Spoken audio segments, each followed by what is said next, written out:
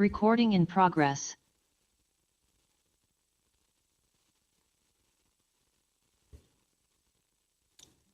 Are you ready, Madam Clerk?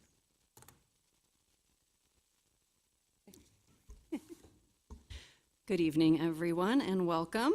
We are returning from closed session with nothing to report, and we will go ahead and call to order this regular session of the Auburn City Council on July 13th, 2026. Madam Clerk, roll call, please. Councilmember Amara. Present. Dowden Calvillo. Present. Riddell Harris. Here. Mayor Davis. Here. Thank you very much. Councilmember Riddell Harris, will you please lead us in the pledge? Yes, please stand.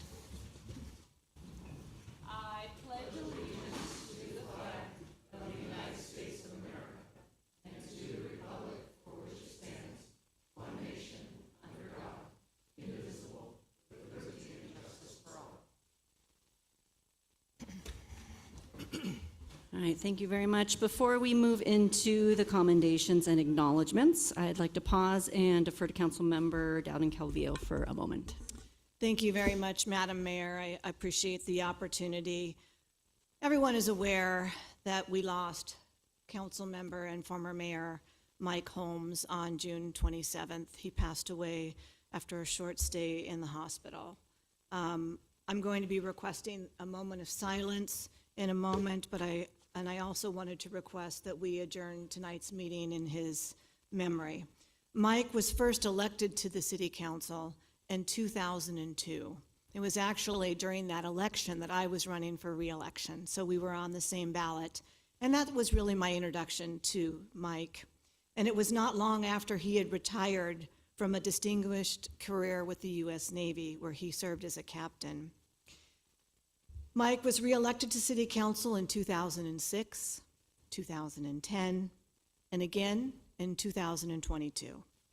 He was mayor in 2005 and in 2008. Mike was service-focused. He truly was. He wanted Auburn to be the best that it could be for our future. And this is evidenced by his political and volunteer service. And he was steadfast on historical preservation. All of us on this council know how dedicated he was. But Mike came from a long family of homes. We kind of joked about this, and I still joke with his brother about it. I think my family beat his by 2 years here to the Auburn area. But he understood the importance of preserving and really focusing on historic preservation, and his legacy will live on definitely by the many projects that he helped to foster, not only on City Council, but as a Rotary member and a member of the U.S. Navy League as well. And I know he did a lot of veteran stuff besides the Navy League. So, we certainly are going to miss Mike. His memorial service will be this Saturday, as evidenced here, July 18th at 10 a.m. at Gold Hill Gardens. I'm sure it'll be a lovely service, and several of us will be speaking at that service as well. And so with that, Madam Mayor, I'd like to request a moment of silence.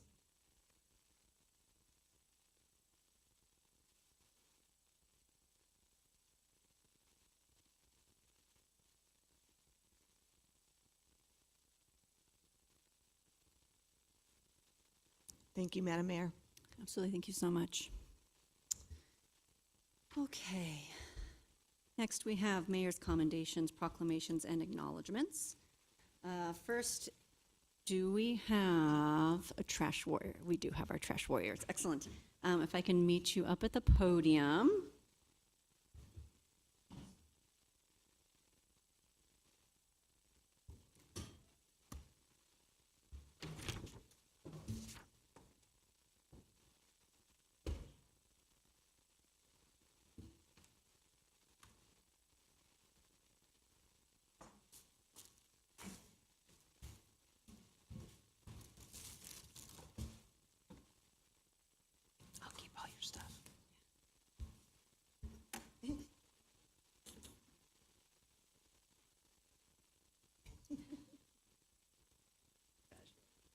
Ladies. Thank you.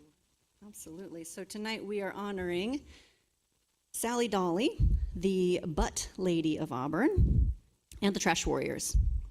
Whereas Sally Dolly, affectionately known as the self-proclaimed Butt Lady of Auburn, began her mission to reduce litter in October 2014, dedicating countless hours to collecting cigarette butts and encouraging others to take pride in keeping Auburn clean.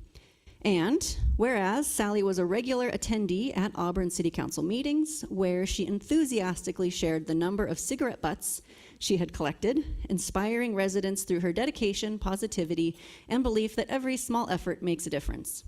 And whereas Sally passed away on June 15th, 2026, leaving behind a lasting legacy of community pride, volunteerism, and environmental stewardship.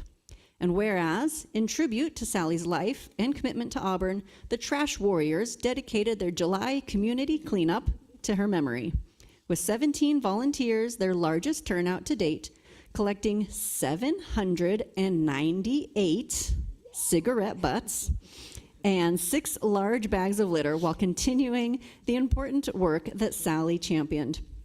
And whereas the Trash Warriors exemplify the spirit of community service by gathering each month to help to keep Auburn beautiful, welcoming volunteers of all ages, and reminding us all that every litter bit counts. Cute. Now, therefore, I, Kelly Davis, Mayor of the City of Auburn, on behalf of the Auburn City Council, do hereby commend the Trash Warriors for their outstanding commitment to preserving the beauty of our community and recognize their heartfelt tribute to Sally Dolly, whose passion, dedication, and example will continue to inspire Auburn for years to come. We encourage all residents to honor Sally's legacy, to take pride in our community, and doing their part to keep Auburn beautiful. Thank you very much. Accepting tonight, do you guys have any words? Just if you guys want to show up, it's the first Saturday of every month. We meet behind City Hall. Matt was kind enough to supply us with grabbers and garbage bags, and we just tackle an area of Auburn once a month that we feel needs it. And we did downtown after the festivities. We were really surprised at the lack of litter that was left behind. Maybe the city cleaned some of it up, but first Saturday of every month between 9 and 11, you guys want to be a trash warrior or a butt lady, come on and join us. Excellent. Thank you. Thank Do you you. guys want a picture or? Yes, please. Yes, okay. Yeah, we can do it here. Okay, so it's Well, we don't have a city manager. Let's see. Amy. Thank you, Amy, for inviting There us. you go. And We hold it. we do.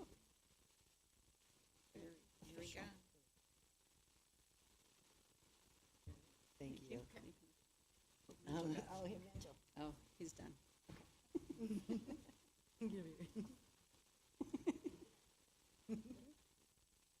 Thank you. Thank you. Thank All you, right, you're Kelly. welcome. Thank you so much.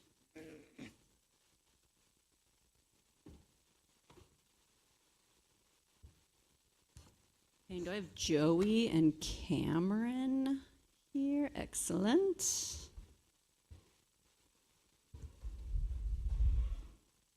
Hi.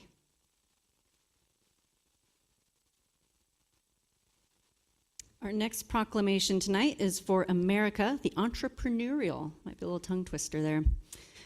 Whereas America marks its 250th startup birthday in 2026, we must celebrate the entrepreneurial spirit that built our nation, states, and cities, forged by starters, makers, doers, and dreamers who pursued a better future. Whereas the American dream is at risk, and because America belongs to the living generation, it is our turn to renew the nation's entrepreneurial spirit. Whereas entrepreneurs are essential to fostering economic prosperity, creating homegrown jobs, raising incomes, generating wealth, building stronger communities, diversifying goods and services, and reducing inequality and poverty. Whereas each of us has the power to be a founder of our nation's future, and we encourage every resident to take action that builds a more perfect union. And whereas entrepreneurs have played a critical role in revitalizing Auburn, and it is fitting to publicly recognize and celebrate the vital contributions of entrepreneurs to the prosperity and well-being of our community. Now, therefore, I, Kelly Davis, Mayor of Auburn, on behalf of the City Council, do hereby proclaim that Auburn, California, will join the America, the Entrepreneurial, and take action to encourage more entrepreneurship across our city. Thank you. And I have Cameron from... I'm from the Carlson Center at Sac State, so And then also I lead a statewide coalition for an organization called Right to Start, which is a national nonprofit that aims at removing policy barriers for entrepreneurs and getting started. And so I have the pleasure of working with Jamie Ross, who's a citizen up here in Auburn, who advances entrepreneurial opportunity. And really the intention behind Right to Start is that every American has the right to start a business. And actually, as a nation, we're starting way less businesses than we ever have before. So we're actually at a 30-year decline in new business creation. And you might be wondering why that is an impact. And ultimately, all net new jobs come from entrepreneurial activity. And so when we think about creating prosperity in our communities, entrepreneurial activity is vital. And the last data point that I would share is for every % increase in entrepreneurial activity, you have an average increase of $400 of average household income in that particular community. And so the last thing before I turn it over to Joey is out of every 1,000 people in the United States, only 3 people start new businesses. And so part of our role as Right to Start is how do we enlist that 997 people to wrap around our starters who are building the vibrancy in our storefronts and ultimately creating opportunity. And so love for Joey to share a little bit more about some of the great work that he's doing up here. Great. Yeah, thank you. Joe and Isaac, I own the No Hands Co-working here in Auburn, Auburn's first and only co-working space. Also a local entrepreneur. And Can you talk into the mic, Oh, please? sorry. We're starting a new group called the Greater Auburn Collective, working with Jamie Ross, as well as like Cameron helping out. But it's our first accelerator program here in Auburn. And we launch our first cohort this fall. So we're hoping to kind of help some local entrepreneurs get businesses off and running and into the local economy. What do you think, Amanda? Yeah, so just as a founding member, we wanted to note that we will be having a launch party on August 18th at No Hands, and greaterauburncollective.com if you want to find more information about the cohort. Can you guys please leave your cards, if you have them, on the... Yes, definitely. Thank you. I'm sorry? What time is your launch party on August 18th? 6 p.m., I believe, yes.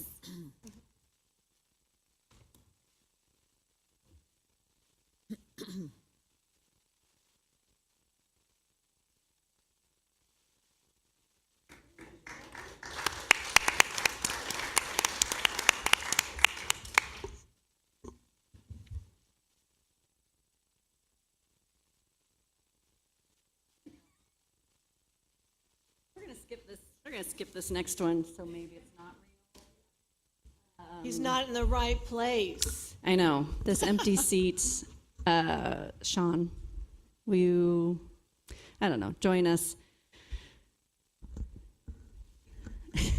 He's a county employee now, you know. Right. Look at him saunter. Look at him saunter up. Whereas we do not accept your resignation. Sean, we have a gift for you tonight. We wanted to recognize you formally since we didn't have our act together or were willing to accept it last meeting.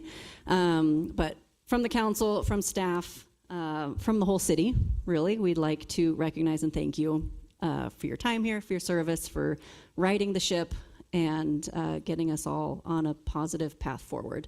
It's been a pleasure for all of us to work with you, and we'll miss you. We're going to watch out the window for you to drive by. We might. Oh, you did? Okay. Oh, he honked. Yeah. And we hope you won't be a stranger. Okay. So we have a gift for you. You can take it home and open it at home. You'll cherish it. And thank you. Okay. No. You changed your mind. Only if that's it. We'll go in. Yeah, just quickly, just wanted to say this is, Auburn's been a great city for me to work at. Highlight of my career as a public administrator, and I really appreciate the support and the trust that the council put in me. Lots of difficult times, opportunities, no challenges, as we all talked about that last time. But I think that the city's got a bright future ahead, and looking forward to coming in my other role and hanging out or doing something, I guess. So I also want to acknowledge my wife and my daughter are here, Myra and Lauren, in the audience, because Lauren's super happy to be called out in public. So, long nights, away from home, away from dinner. This kind of work has a toll on families and stuff. So I just want to acknowledge you guys for that. So thanks for that.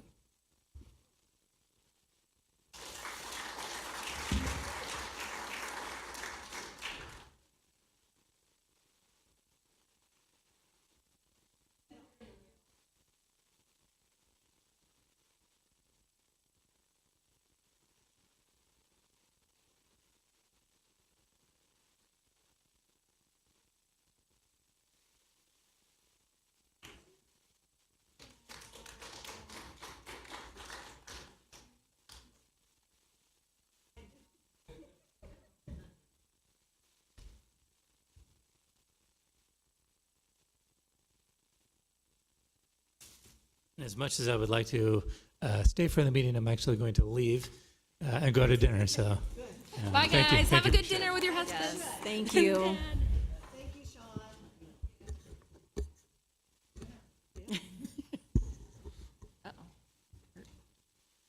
All right, moving on. Next, we have adoption of the agenda. This is the time set aside for council members and/or the public to ask for removal, postponement, or a change to the listed sequence of an agenda item. The agenda will be approved by consensus of the council. Do we have any requests from the council? Nope. Yep, regular agenda. Any requests from the public? Regular agenda? All right. Seeing no objections, the agenda stands. Consent calendar. All matters listed under the consent calendar are considered to be routine in nature and will be approved by one blanket motion with a roll call vote. There will be no separate discussion of these items unless persons request specific items to be removed from the consent calendar for discussion and separate action. Any items removed will be considered after the motion to approve the consent calendar. Do we have any requests from council? I do. Item 7 and 10. Okay, I also wanted to remove item 10, thank you. Right. Nope. All right. Any requests from the public? All right. Do I have a motion for? I'll move approval of the consent agenda as amended. Great. I'll second it. Roll call, please. Councilmember Amara. Yes. Dowden Calvillo. Aye. Riddell Harris. Aye. Mayor Davis. Aye. Thank you. We will discuss item 7, 2026 ADA curb ramp upgrade project.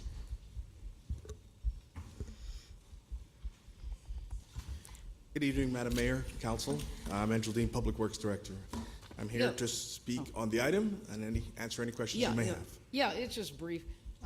I noticed that you did do due diligence and we went out for bid for 1, 2, 3, 4, 5, 6, 7, 8, 9. And you only received one response back though, is that correct? That is correct. So my only concern is that for me to approve this, I have no idea if this is valid or not without another bid. And so I don't know, I guess my question would be, is it possible, I see you did that, can you resend them and maybe you'll get a response, or can you broaden your search for a response? Yeah, no, absolutely. There's a couple of options available to the council. I'll say this, that the bid is in line with and consistent with other bids that we've seen for work of this nature, so we have no concerns in that regard. We can certainly go out to bid again to broaden the search, but please keep in mind that this is construction season and the prices may actually go up, and it's not necessary that we will even receive any more bids than the current ones that we have. How long would it take to go out to get a few more bids? The time is dependent, and I mean, it's at the current council's discretion. We can certainly put it out for a shorter period of time. We can put it out for a longer period of time, but at this point, I don't think staff would make that recommendation given the costing of what this project is and what we can accomplish with the dollars. It's $200,000 to do the ramp then. So the total bid for it is $195,215.90. That includes a 10% contingency, so it's slightly less than that, 10% less than that. So have you followed up with any of the others and asked why they didn't respond? Oh, certainly did. So one of the things is that so it was a mandatory job walk. We always do this for this type of work so everyone can see the conditions of the roadway because Auburn is so unique. And the response that we got, it is a busy season for most people doing this type of work. And, we're in the middle of construction season, so it's very unlikely that we would receive additional bids if we do go out to bid. But the response was the job's small and it's a busy construction season. It's not a huge job, not a huge project. Bigger fish elsewhere, I guess. It's, I had something. So how many labor hours do you spend on doing an RFP, and how much, I guess if we went out to bid again, how much would that cost us as far as staff time and additional cost for internal costs? It's difficult to say, but it takes a lot of my time, it takes a lot of the engineering technician time, and it takes a lot of time to review the bids that come in and answer questions to potentially not receive it. So I would say there's a significant amount of staff hours. I can't put my finger on it, but there is a lot of cost associated with going back out to bid. My thought on this, since it's off the consent agenda, is that, we did our due diligence. We requested proposals. We received one. You've assessed that this is in line with previous projects, so it's not more or less. Certainly, I would like to see more bids. I would like to see more interest. But I am concerned that if we go out again, that the costs are going to go up. Gas is already going up, and so I think that we're going to get something that's going to cost even more. I think that, and that's a fear that I have, is that, we get a proposal that's for $250,000 versus $195,000. And that's absolutely possible, but one thing to consider, the nature of this type of work, it's more beneficial to have local companies do it. And if the local companies aren't willing to do it, it's going to be more costly to have someone from out of town come in to do it. This requires heavy equipment and a lot of materials and things like that it's better to have locally, because mobilization costs go up beyond that. And so from a legal perspective, one bid is okay. Even though when we asked for more bids, we ended up with one. It is, yes. Okay. Okay. Thank you, that's all I have. Or do we have any public comment? All right. Would anybody like to make a motion? I'll move by resolution that we execute the contract as recommended. A second. Roll call, please. Councilmember Amara. No. Dowden Calvillo. Aye. Riddell Harris. Aye. Mayor Davis. Aye. Motion passes. Thank you, Menjel. You can stay put. Item number 10, Pacific Avenue and Pleasant Avenue Bicycle Improvement Project, award of contract and environmental determination. Again, Menjel Dean, Public Works Director. I'm here to answer any questions about this item that's before you. I did provide some additional maps at the dais, and the city clerk will be putting it up on the screen for anyone who might be interested or in what's going on with the project. So I have a couple questions. I do too. I'm happy to answer. Well, my first comment is hooray, yay. I'm so excited and happy. This is wonderful. Thank you. But with that being said, thank you for this, the exhibits here. Appreciate that. So my understanding, a class 4 has a buffer then? In typical form, yes, a Class 4 does, but I want to point out that this particular exhibit that you see before you, the project is not being done in its entirety, because this project is outlining sidewalks be put on in certain locations. Those are not being implemented at this point. What you're looking at here is a classification for reduced roadway width and path of travel east-west, and also the addition of bike lanes. So the potential for the actual sidewalks will come later. So, but as it is, this wouldn't necessarily be a Class 4. It would be closer to a class, I'm forgetting the classes in my head right now, but it's closer to a, 3, I think it's 2. 2. Yes. It says, in the report, it said class 4, but So it's, will it eventually be? Is that what I hear you saying? So the way this was designed is to be a Class 4, and that is if the sidewalks and everything is included. This is a plan that comes directly from our ATP. Unfortunately, the funding isn't available to put in those sidewalks right now. So for all intents and purposes, yes, it is a Class 4. It just doesn't have the delineators. Is there any way of putting eyelets in to help? I mean, in terms of safety? Yeah, so there's a couple of things happening here. On Pleasant Avenue and Pacific Avenue, the speed limit on that roadway is 25 miles an hour. So this is very much in line for that type of speed in this area. With the reduction of lane width on that will also further slow traffic down. So the safety mechanism is going to be further enhanced from what it is now, because I was just out there earlier today, and I can tell you that folks are already walking on that road, running on that road, and biking on that road. I understand that, but my question was the islets. Yes, yes, There we will can be certainly on- put eyelets along the bike? 6-inch, yes, the 6-inch painted section. And then if I'm looking at this correctly, then the bike lanes will all be on one side. That is correct. Okay. My other question, I'm sorry, I don't mean to, did you? You guys? Yeah, what do you mean by Oh, eyelets? by those yellow, The things that It's stick the cat out. eyes that That go stick along out. the paint to highlight visibility, and sometimes when lights are shining on it and at they're, night, they're bumps. it illuminates. They're raised bumps. Okay, so the other question is, with your estimate, I guess Sierra Traffic Markings is going to be doing the whole project. Correct. Okay. I just am a little confused. So they're charging 10,000. What is traffic pedestrian control? So traffic control can be explained as such. Whenever there's a construction project being done in the public right of way, you always see flaggers and folks and delineators and equipment to keep those workers safe. That's what that's. Okay. Okay. So they provide their own, and that's the cost that it'll be for the project. That is correct. So I'm actually in a conversation with the owner of the company right now to see if the city can provide those services. I was hoping we could reduce see if we that. can help reduce costs. I Okay. cannot guarantee that's something because the bid came in with this package, and we're certainly going to work to try to reduce those Okay. costs, but it's not guaranteed. Thank you. That does answer that. And how long is the project, do you anticipate? Striping goes fairly quickly. This is something that once started, it can be done in a matter of days. So I would anticipate no longer than 2 weeks, and that is a very conservative estimate. And should we pass this tonight, when would they begin? Tomorrow? Well, I've also had that conversation, and I would anticipate to see work being done on that roadway as early as next Monday, should this pass Good, this I'll evening. have my new bike ready. Anyway, so no, thank you. I have no further questions. I'm good.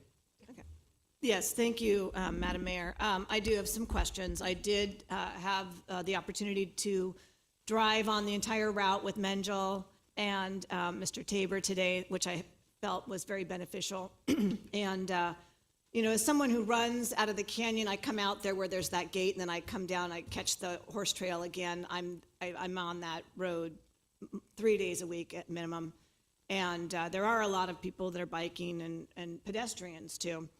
Just a couple of questions. I have several comments, but we're just going to ask for questions now, Madam Mayor, so I won't get into that. But Menjel, we talked about, and Councilwoman Amara touched upon it, about what things that staff might be able to do to reduce that cost. And you were going to have a conversation with the contractor. Were you able to have a chat? I know that this is the bid they put forth, but Right. were you able to have that chat? So I initiated that conversation. Unfortunately, the owner of the company got a little bit busy this afternoon, so he wasn't able to give me a definitive answer. But I'll say it's a certain possibility, and we will continue to have that conversation to ensure that we make cost savings where we can. The other thing is, Menjel and I spoke about a pedestrian lane in addition to the bike lanes. Council, as you know, I shared pictures of my trip to Minnesota, where they had this really, it was a really neat feature where they had the bike lane, and then they also had, it was like 2 or 3 feet of a pedestrian lane. And we kind of talked about that street is so wide, you can't really put a ped lane in. I mean, that's like the only opportunity, really, or Maidu. You But, can go in the canal. huh? The canal follows it. No, it's- yeah, so, well, and that's not an official, No, I know, because they'd have to, we don't want to draw attention to that, then they have to do new requirements. But in any event, we talked about whether or not that might be something that could be feasible, so that, you know, you had the people that were biking and then also the pedestrians. And if it wasn't feasible, that at least the Sharrow, that's what they're called, the Sharrow would reflect both bike and ped, so that it's clear to those that were biking that pedestrians are in that same lane. But if you're able to have a separate one, that'd be great. You know, I don't want to take away from any safety or what have you, but I know we talked about the measuring of the roads, and I'm not looking to really raise the cost. I'm looking to cut the cost. But it doesn't sound like you were able to really talk to them about that either, so. No, I was actually. Oh. So that was Oh, one of the okay. few things that we were able to have a broader conversation about. Given the width of the road, it's certainly possible to add that. So what we're looking at is doing a bike lane in both directions, 4 feet wide, and that still leaves us with 4 feet for a pedestrian. So can be viewed as a broader pedestrian and bicycle facility. And I liked that. It's gonna be 12 feet. Well, 4 feet is more than plenty for path of travel in each direction on the bikes. So you'll have 8 feet for the bikes, Yes. and then you'd have an additional 4 feet for pedestrian. pedestrian. So the runners, people with Yeah. baby No, strollers. I understand that. but the whole- And I like that concept because there are a lot of pedestrians on that road. And, you know, they're people too, just like the bikes and the rollers and everybody else. And so that particular road lent itself to that, others don't. But, you know, it makes it an even safer route. And it's not just about the bikes, pedestrians as well. So I'm very pleased to hear that. So And thank you. And I'll add that it certainly is a cost-effective mechanism to do it at this time. So I don't think, even if the costs were increased, we were talking about maybe $250 per foot for striping, and that's a very rough number. The cost of this project wouldn't go up that much, and if it will still fall within the contingency of this ask, so we wouldn't have That's to come back to. perfect. Yeah. The other thing is that it really does eliminate the need for the additional sidewalks because, you know, I'm sure we would all love to have sidewalks there, but it's not going to happen. They're so incredibly expensive, but this addresses that and gives the pedestrians their own dedicated space. And I think that's a huge cost savings measure. We can do it now. We don't have to try to put in sidewalks there. And you might as well just do it all at one time. And it really worked great when I saw this in play in Minnesota and downtown Minneapolis. No, St. Paul. I think it was St. Paul. We were out there learning about this, and there were bikes coming this way and that way, and there were runners, and then it was great because everyone had their space. Cars have their space, the bikes and the peds, and everybody worked together, and it was great. So thank you, Menjol, for looking into that. I'm very pleased to hear that as far as question. Let me see if I had any other questions, because again, we talked a lot. So I don't really have any more questions, but I do have a lot of comments, Madam Mayor, about funding and things of that nature, and the ATP that I'd like to be able to say for the purposes of the record on this project. Thank you. Questions, Councilmember Riddle Harris? Just a quick question on sidewalks, because we have been talking about this. There was the missing ones in Maidu. There's missing sidewalks even in places that probably should have them, but they for some reason weren't put in with the original subdivisions that were put there for some weird reason. We talked about maybe pursuing grants for safe routes to school or something like that to get those installed. Have we looked into any of that? Yeah, so that's an ongoing effort, and I'll say, yes, we have, but the reality is that with the implementation of sidewalks in those areas that we're talking about, there's going to be a certain element of right-of-way acquisition associated with that.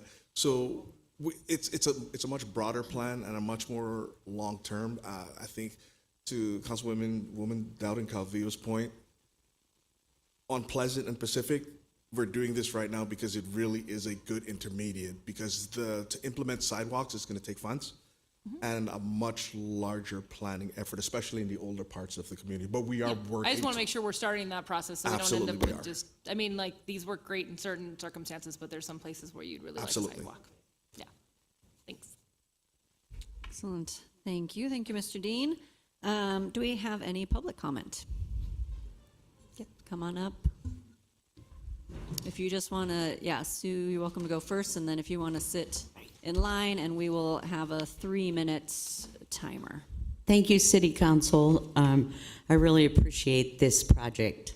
This has been a long time coming, especially for Sandy, and I see Alice out there all the time. I just wanted to make sure that is it going to go all the way down to the railroad tracks to tie in with Gum Lane? I can certainly answer that. I know generally we don't do this. That's okay. Go ahead. From Sacramento to the railroad tracks and Gum Lane, it's going to tie right into there. Great. Once you get beyond the railroad tracks towards High Street, that's where we start to use the sharrows. Great. And I really appreciate that we're going to incorporate a pedestrian space. And, you know, in between this area, there's 2 ARD parks. So it's really nice to have this as far as safety for kids getting back and forth to the park. So thank you. The ARD appreciates it too, so. Thank you. Hi, Mayor Davis and City Council. I'm Alex Anderson. I live in Skyridge neighborhood, about a 5-minute walk from Railhead Park, and rode my bike on Pacific and Pleasant Avenue like I do almost every time I come downtown or city council meetings. It's great to have it so close to our home. My wife and I walk and bike there probably on at least one of those things on a daily basis. I think it's great that the plan that you're doing, and it's going to really improve access for a lot of people, make it a lot safer for a lot of people. And also, obviously, you've got this ATP that you were so forward-thinking in passing, and this is the first step in that ATP, so it's wonderful. I've got a little bit of a concern hearing about the mixing pedestrians, because I didn't realize that was part of it. I've been on a lot of shared use paths, and I'm a pedestrian, I'm a cyclist, but pedestrians often walk side by side. They often walk dogs, 20-foot leashes. I think we've got to be really careful about how we do that, and there needs to be some community discussion about what the rules are.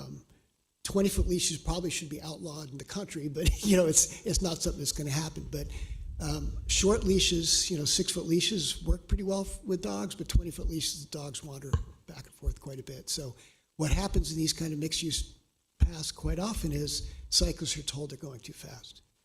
So I'm not sure how to balance that, but if someone who's going to use the walking part as well as the cycling part, I'd really like to have a community discussion, and I don't want to use the word enforcement, but some encouragement of pedestrians and cyclists and how they're going to work together on this kind of thing. So I'm a little concerned, to be honest, that combining these uses in what is now 12 feet and reducing those widths pretty substantially because of the pedestrian element is going to be quite challenging. So I hope that can be addressed somehow. Okay. Thank you. Oh, I apologize. Didn't see you there. Thank you, Madam Mayor Davis, for the opportunity. I'm Bob Peterson, president of Sierra Foothills Cycling Club, representing 327 active riders. So conceptually, I love this. It's really in alignment with the ATP, both for Auburn, for what Placer County is doing. It's a broader one, looking for connectivity. I have some concerns, though, when I look at this. When you call a Class 4, there are no actual physical barriers between the automobiles and the bicycle lane, number one. And number two, Can you come closer to the mic? I mirror the concern about mixed use with the walkers and the riders without any barriers. Ride American River pathway often, it's dangerous. So I love the concept. I think at a minimum you should be considering stanchions between the automobile traffic and the bike path, or the bike path. And as far as the pedestrians, again, maybe just the reflectives, for that area would work. But I'm concerned about no physical barrier to protect them and the mixed use. Other than that, right on, keep going. This is, we need to move forward on this kind of activity. So thank you. Have we thought about bollards for their, Yes. you don't like the Council lawn? member, so one There of are my concerns with bollards is, I okay, sorry. Go ahead. Hi, my name is Steve Boswell, and full disclosure, I'm actually a resident of Rockland. I ride a bike 3 times a week to get the hell out of Rockland. I ride through Loomis, Newcastle, up to Auburn. I want to say that several years ago, for several years, I was full-time director for an annual 3-day bike trek. And typically, we would have these in South Lake Tahoe, Napa Valley, Petaluma, beautiful places. When COVID came, we had to downsize, and they became local. And our first rest stop was Railhead Park, and we rode this exact route through town that you're talking about, putting in the bike lanes. So I really think of this as a regional resource, because good roads are so hard to find, and this is a great one that really deserves the improvements. There's a lot of conversation about active transportation plans. The reality that we're dealing with is that probably 95% of the people are afraid to take a bike out on a public road because we have so many problems with our infrastructure. So I think of this as a great addition, especially to your community, because it's going to make it safer for your families and for young kids to get out and ride. So go for it. I think it's a great plan. Thank you. Thank you. Do we have any other public comment? Okay. So, Mayor Davis, for the Yes. record, I just want to state 7 public comments Oh, were right. received today via email. The council has them in front of them. They're also available in the back of the room and in my office upon request. All 7 were general support of the project. yes, thank you.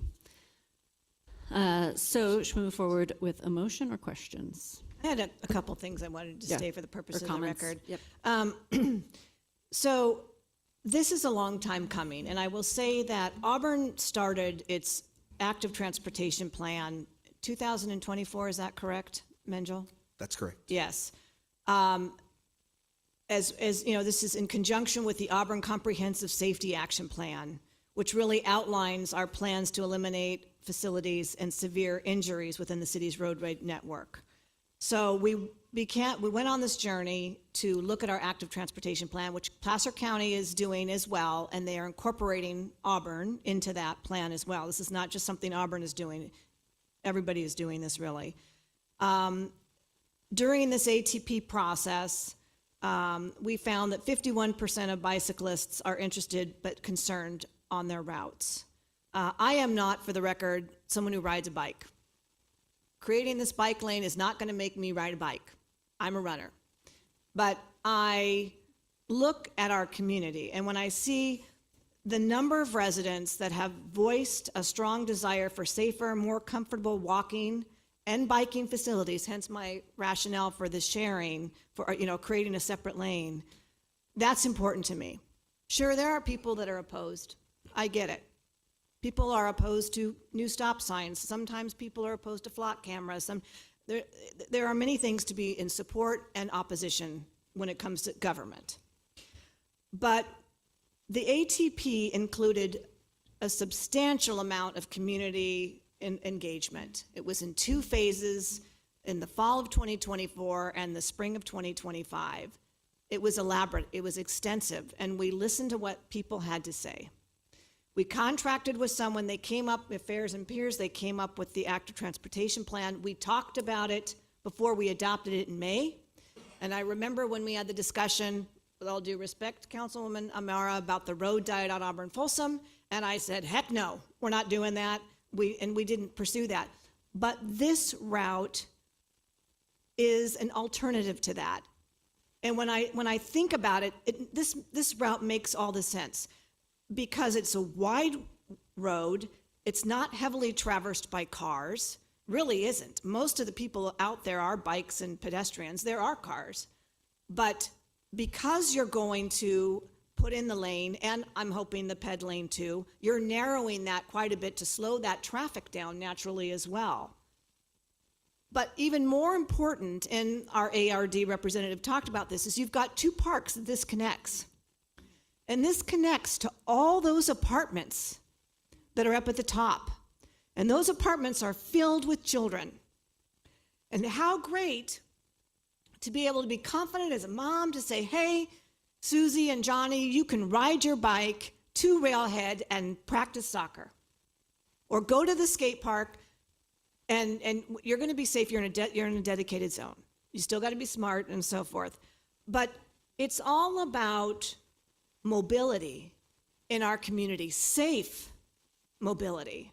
And again, it's not just about bikes. For me, it's the ped too. And I was so grateful to have that chance to go to Minnesota and see how they had it in tandem and how it worked. And the other thing is, so we adopted that plan in May of 2026. We had public comment about that plan. And again, we adopted it. So now, what's next? We have local transportation fund monies. These are administered by Placer County Transportation Planning Agency, which I sit on for the city of Auburn, as part of the Transportation Development Act for the state. These monies are derived from a 0.25% sales retail tax and apportioned based on population. So the sales tax is collected by the state and dispersed to PCTPA, who then disperses it to us based on our population. In 2025 to 2026, we received 955,000 plus. This is a project that's $85,000. These funds, these LTF funds, can only be used for transit services, public transportation, local streets, bike and ped, period.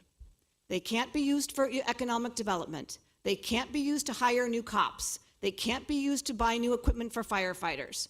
It's dedicated to these uses. And again, this particular route to me has the least amount of impact as far as from a negative perspective, if you will, for those that are unsupportive, and a huge bang for your buck.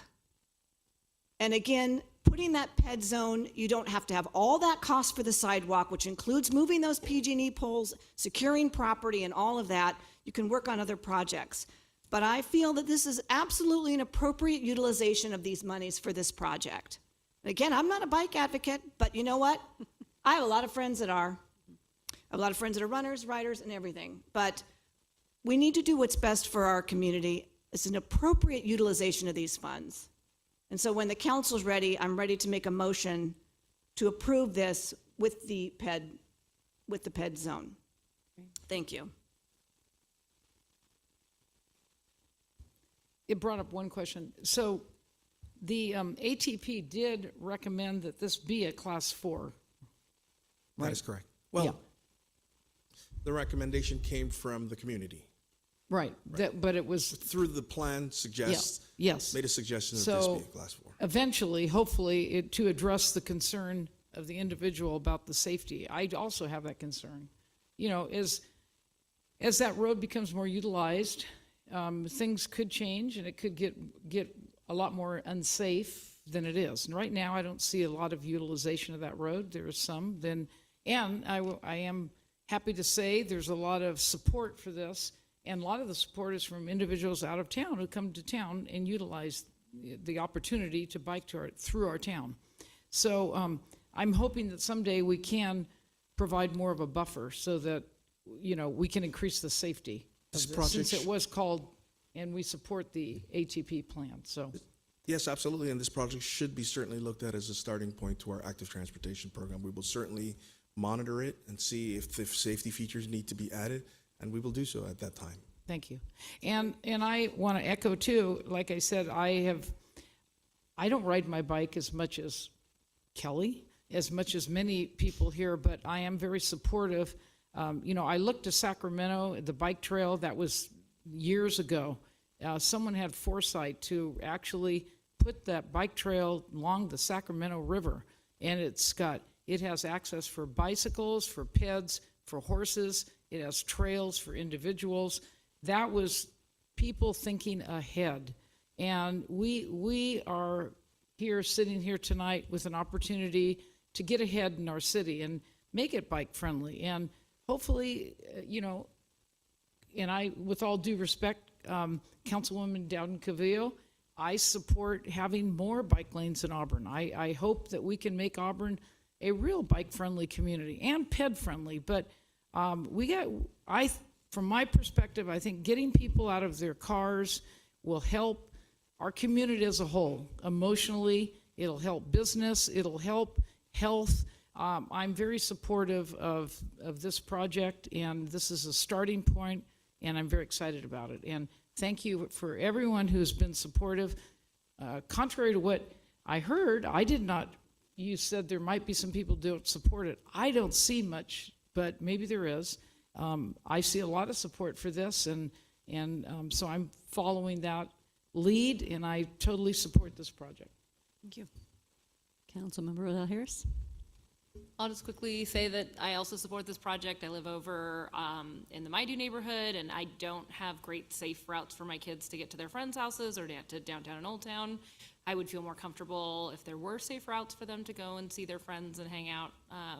And so the more we can have comfortable, safe routes that my children can take to get around town, the easier it is for me and the safer that all the children are around in our community. So I am fully supportive of us finding those avenues where we can make sense, where it makes sense to have those routes in addition to allowing people to still use vehicles as they need to get around town as well. So thank you.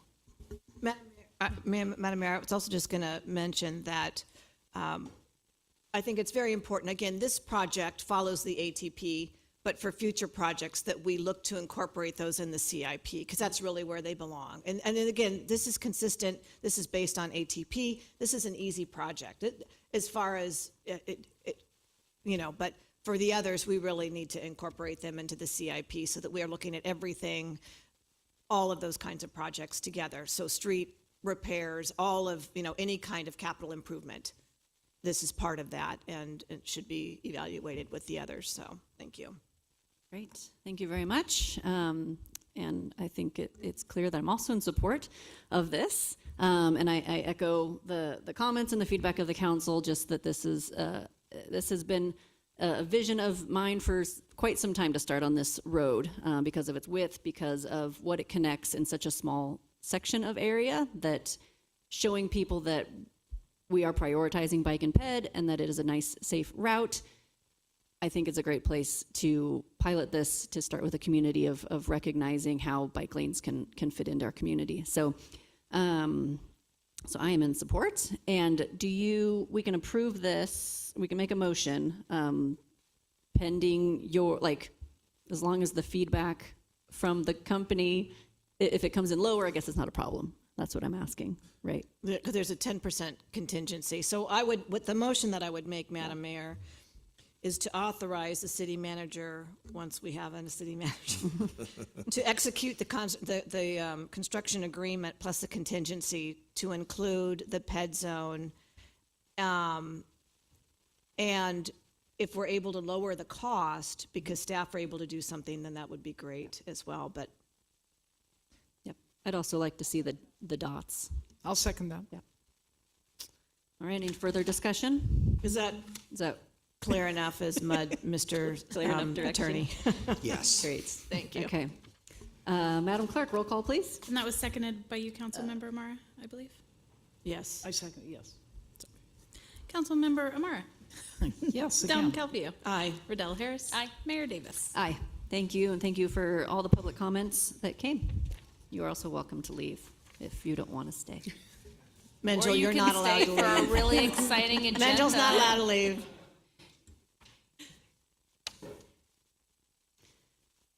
All right, moving on now to our general public comments. This is the time provided so that the public may speak to the council on any item not on this agenda. Please make your comments as brief as possible, not to exceed 3 minutes. The council cannot act on items not included on this agenda. Items may be referred to staff or placed on future agendas. Do we have any public comment from council? I do have a public comment. Sorry, Jim, we'll get you. Madam Mayor, thank you very much. I just wanted to raise, former Supervisor Holmes, feel free to take a seat.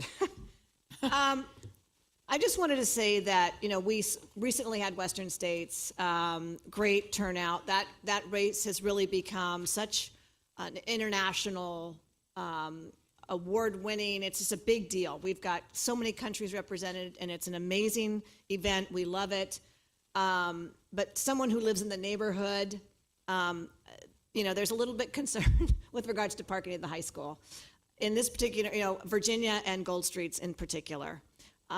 This year, it just seemed to be even worse than in previous years. As I drove down, and when I had to drive back, I purposefully drove on the Cherry Street Bridge where I didn't want to drive because the runners were coming that way, but it was just so packed that I didn't want to do it. It wasn't safe for anybody, and you can't get emergency vehicles in there, what have you.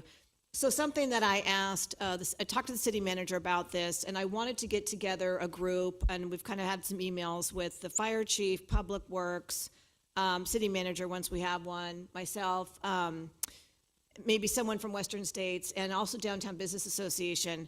What I'd like to do, and the high school, because it's not just Western States that causes that giant jam in that area. When there are significant events at the track, like graduation, it's the same thing. And so what I'd like to be able to do is to convene this group to talk about what we can do. You know, for example, we might just be able to block off parking on one side of the entire roadway. So there's parking on one side, but not the other, so that emergency vehicles can get through, people can get through, and pedestrians, I mean, you know, it's just a nightmare. So I just wanted to let the council know that is something that I wanted to pursue. I know that Bridget Powers had expressed some interest in that as well as one of our neighbors. So she's certainly invited to participate in that as well. But just really kind of address that parking jam when there's significant events at the high school, be it graduation, Western States, or something else, where we know there's going to be that. What can we do? You know, Public Works already blocks off parking on Pacific for, you know, when the fireworks, so that no one, it's just a matter of putting out ribbon and cones and things of that nature.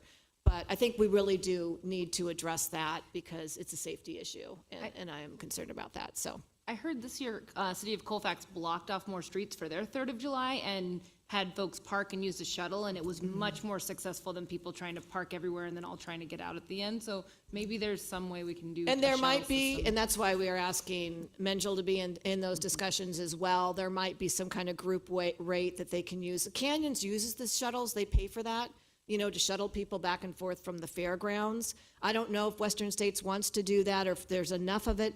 So I mean, I'm not looking to have things that are gonna cost the city, but I definitely, you know, and I that's why. think making it available for people too. They could pay for it. Yes, and there's some discussions we can have about. Yeah. I mean, there's a lot of discussion and a lot of opportunity, but my whole point was just I wanted to let folks know that that was something that I was concerned about, and so I've raised with staff, and so we'll be convening a group, and we'll be reporting back on that. So thank you, Madam Mayor. Yeah, absolutely. Nope. Okay. End of the meeting.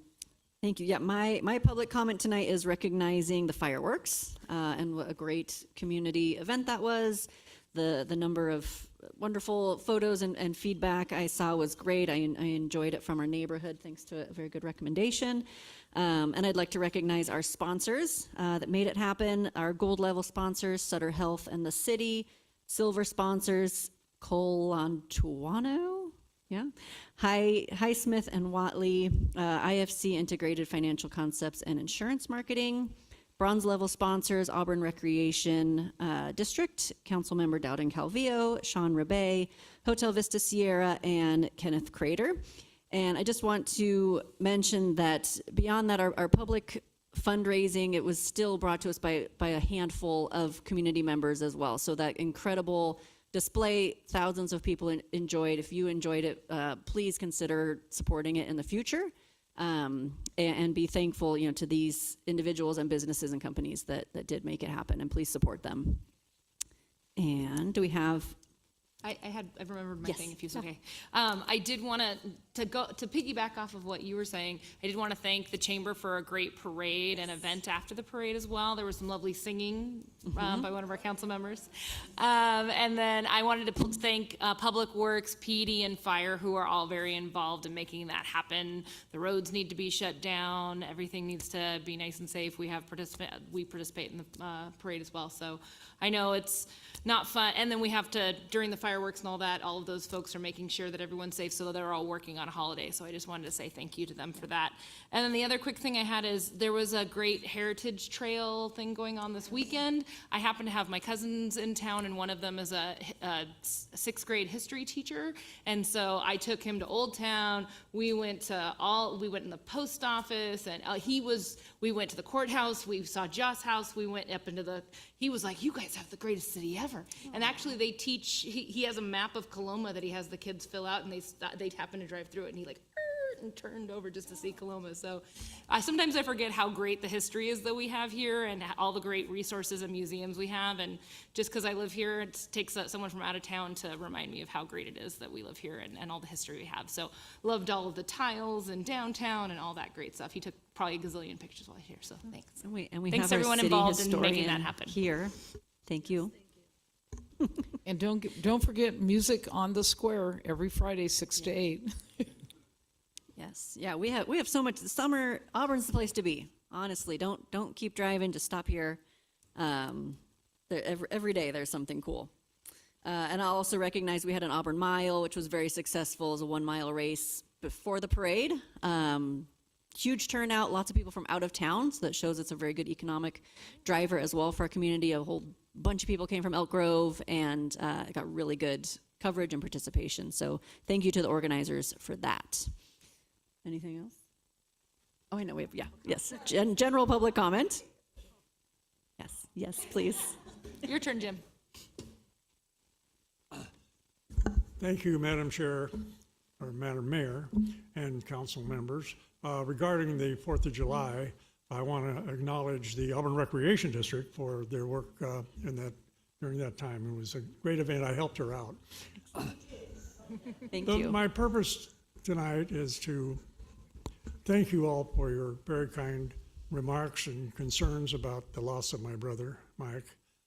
And thank you, Councilmember Dalvin Calvillo, for your honoring him tonight, and I really appreciate it.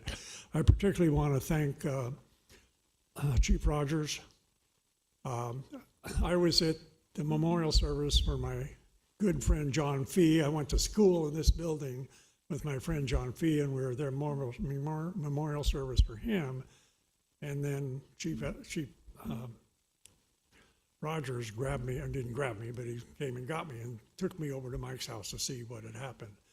And I appreciate the concern that he had, and his firefighters were all very professional, and as well as Auburn Police Department. And then Battalion Chief Williamson from Placer Hills was there, so I want to thank you, Chief Williamson. Anyhow, I thank you for the honor. We're having a memorial on Saturday. I hope many of you can come. It'll be at the Gold Hill Gardens. You saw that. And then I know you'll have to fill Mike's seat. And I remember it was several years ago, I think it was 2005, when one of your council members resigned because she was appointed to Governor Schwarzenegger's office. And the council at the time had the wisdom to appoint Bridget Powers. And I think that would be, Mike, I talked to Mike about that before he resigned, and he was very supportive of Bridget Powers, as I am as well. So anyhow, I just wanted to thank you again. Thank you all of you that gave me courage and hope and all the blessings. So that concludes my comments, and thank you again. Thank you, Jim. Yeah, I think we have one more public comment. Oh, Sue, you coming back? This is going to be quick. Thank you, Alice, for bringing up about the western states and the traffic. So I positioned myself on the Cherry Street Bridge, and what I noted on the last hour was there was a significant increase in the number of cars that were coming over the Cherry Street Bridge, coming up Cherry Street, over the bridge, and then going left on Borland. Now, here's the deal. They don't have to do that. There's many different ways, and I think what we need to do next time is shut down Borland and shut down Cherry Street, because those runners, they were coming down that way, very dangerous. I was actually had my hand up to tell people to stop, because runners were coming down the road, about 8 runners deep, and someone was going around, trying to go around them in the dirt, and it was just getting dangerous. And it wasn't like that last year, and it wasn't like that the year before. So I just wish that we could maybe look at the traffic situation again and look at maybe shutting down some of that traffic that doesn't need to be going through that way. We can just fold that in our discussions, just Yes. about what is happening there, what kind of traffic detours that perhaps we could make, so.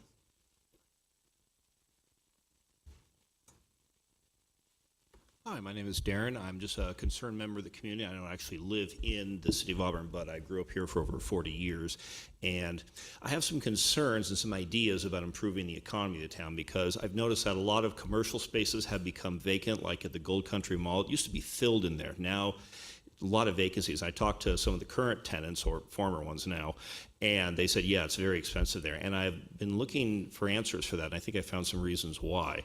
And part of it is there are ways to get federal tax write-offs. Would you have vacant commercial property that you claim, oh, I can't get any renters? Well, you're charging too much, no one's in there.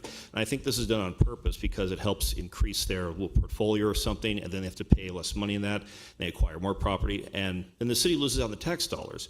So one of the ideas I'd like to propose looking into, and I'd like to discuss this more with some of you or your staff, is basically making a, I don't know if you call it a law, policy, or ordinance or whatever, but anyone who has commercial or industrial property that's rented out, if they get any tax write-offs for it, or rebates or whatever from the federal or state government, they would have to file that paperwork with the city, and the city would immediately fine them for that, making the whole point moot. Then they'd have to lower the price to this thing I like to call actual market value, which we don't have. We kind of have a socialized market value when the federal government gives an incentive to not rent out commercial property.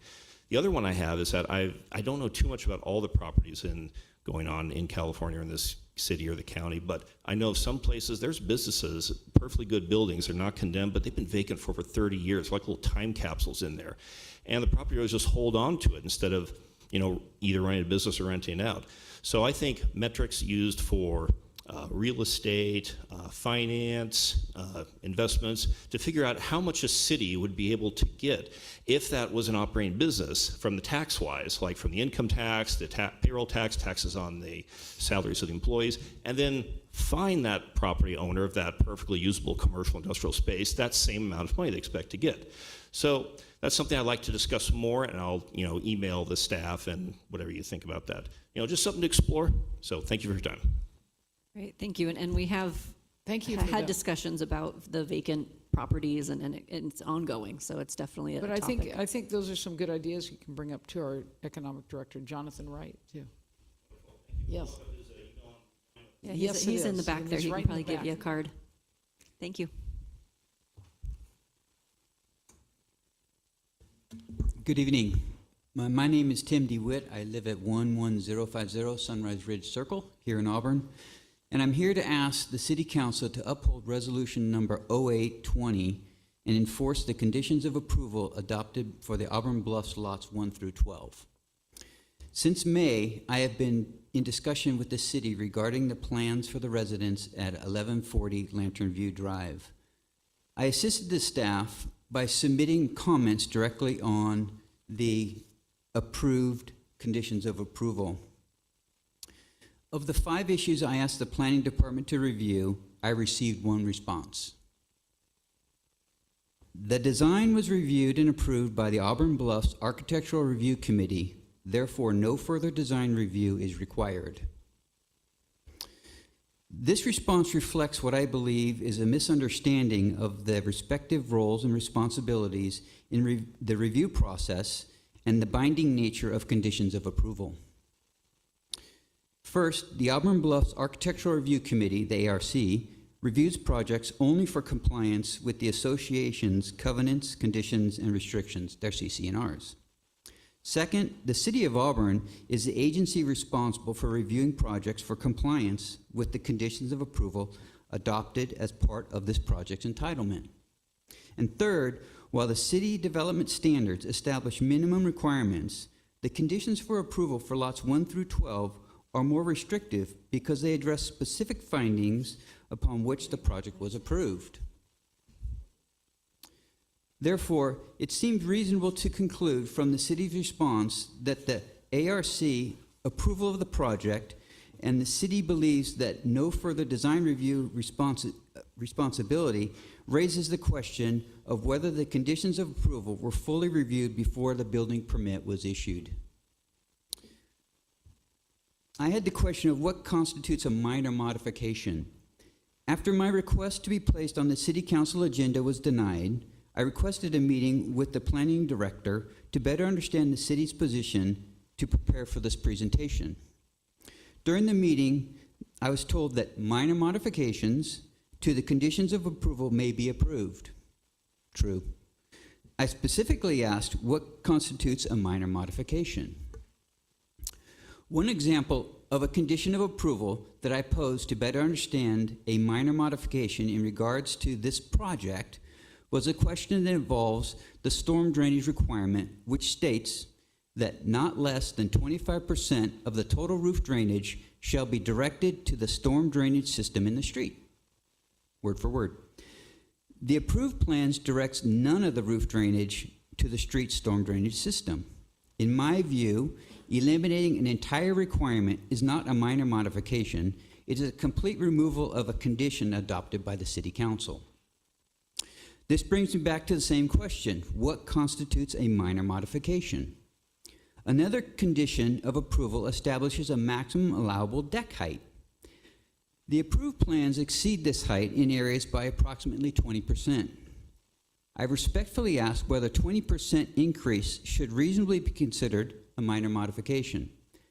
To illustrate this point, consider if the city's annual budget was reduced by 20%.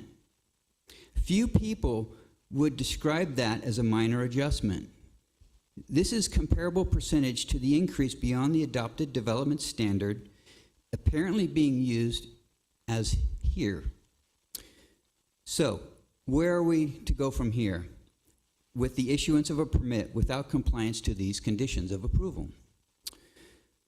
I have been told that I may have an opportunity to present these issues before the city review panel. Therefore, I respectfully request that one or more members of this council participate in or oversee the review of these issues. As a registered architect, I routinely evaluate risk and understand the consequences of allowing problems to continue unresolved. Many years ago, my professional liability insurance carrier gave me advice that has stayed with me. No problem is ever smaller than the day it's found. I first raised these concerns when only the foundations were being excavated. Today, the project is being framed. The longer these issues remain unresolved, the more difficult and costly they become to address. Thank you for your time. Thank you. I do have the letter that I submitted to the city manager, and I'd like to leave it with you because it addresses the issues that are of concern in the conditions that this, and you were there during those conditions of approval back in 2008. I can give them to the attorney? Yeah, who would I give these to? Give those to the attorney, but I wasn't here in 2008. Okay. Yeah, you can just give those to Gary. But if you just give them to our attorney, please. Thank you. Yes, I had stepped off the council in 05. I left. Thank you. Thank you. Thank you for your time.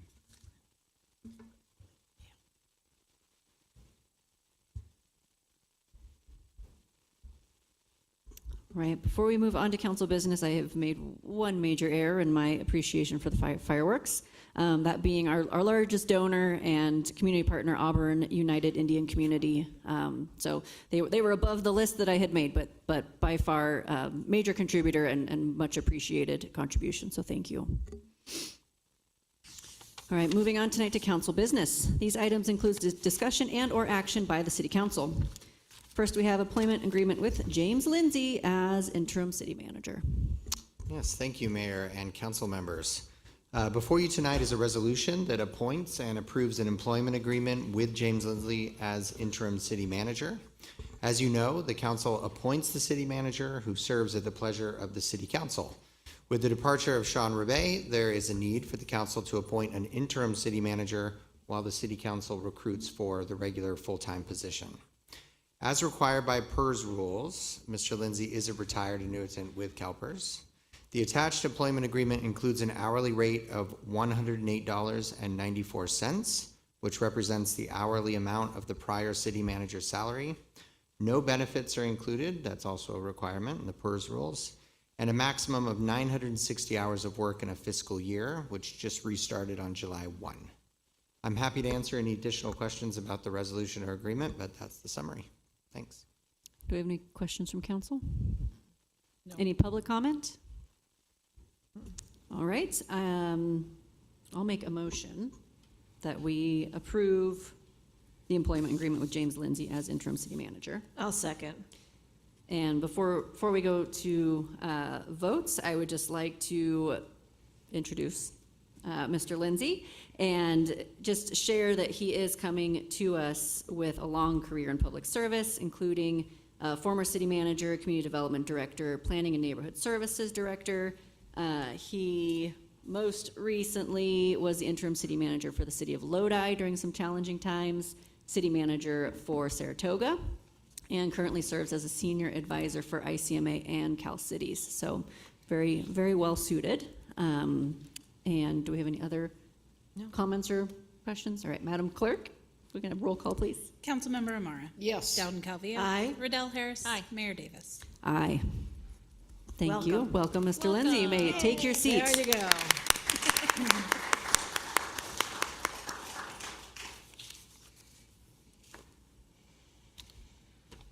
All right. Oh, and you have to have a name tag. We already have things for you to do. Yes. Noted. Next order of business is our city council vacancy. Hold a discussion and provide direction on the process of filling the city council vacancy. Mayor Davis, I'll introduce this item briefly. The item before you is to provide direction on the process for filling the city council vacancy created by the resignation of Councilmember Mike Holmes 2 days before his passing. Under Government Code Section 365.12, the council has 60 days from the effective date of the vacancy to either appoint an eligible individual or call a special election. Due to the timing and limited remainder of the current term, staff's recommending that the vacancy be filled by appointment and my staff report has included a proposed timeline for your consideration. I also included a copy of the current application for this position and would appreciate any direction from council before it's published. I'm happy to answer any questions you may have. Great, thank you. Do we have any questions from council? I have no questions, but, just to make a statement that this is the third time we're doing this since 2020. So that's, interesting. But I'm fully supportive of going through the application process and making an appointment, absolutely. But I'm just noting that for the purposes of the record. No. So, I thank you. forgot. I was just going to ask, how are we going to advertise this? It's going to be on the website, social media, Auburn Journal, any way we can get the word out. Okay. Yeah. Thank you. We'll open applications tomorrow if the direction is to appoint for the vacancy, and applications will be due August 10th with the idea of making that appointment at the August 24th meeting. Okay. Right. Thank you. And also to clarify, the appointment would be made, and if the individual wishes to remain on council or to run, they'd have to run in the November election. Is that correct? That is correct, although candidate filing will end on August 12th, so by the time we make the appointment, we'll already have our candidates running or not running. Sure. Okay. So, but they should still, if they are interested to in running, they need to pull papers Correct. and go through the Correct, process. yes. Okay. Yes. Correct. Right. And if they are appointed, they would serve till December. Correct. Okay. Madam Thank you. Clerk, is it possible, I was looking at your application, is it possible for them to also attach a resume and cover letter in addition to this? Because I know that some of the fields, writing a lot can be a little challenging in these kinds of forms. Absolutely. That'd be great. That sounds very good. Do we have any public comment? All right. Seeing none, do we have, do you need, that's just direction. Do you have? If you want to make a motion. Yeah, I'll make a motion that we open this up for applications and appointment. Second. All right. Roll call, please. Councilmember Amara. Yes. Dowden Calvillo.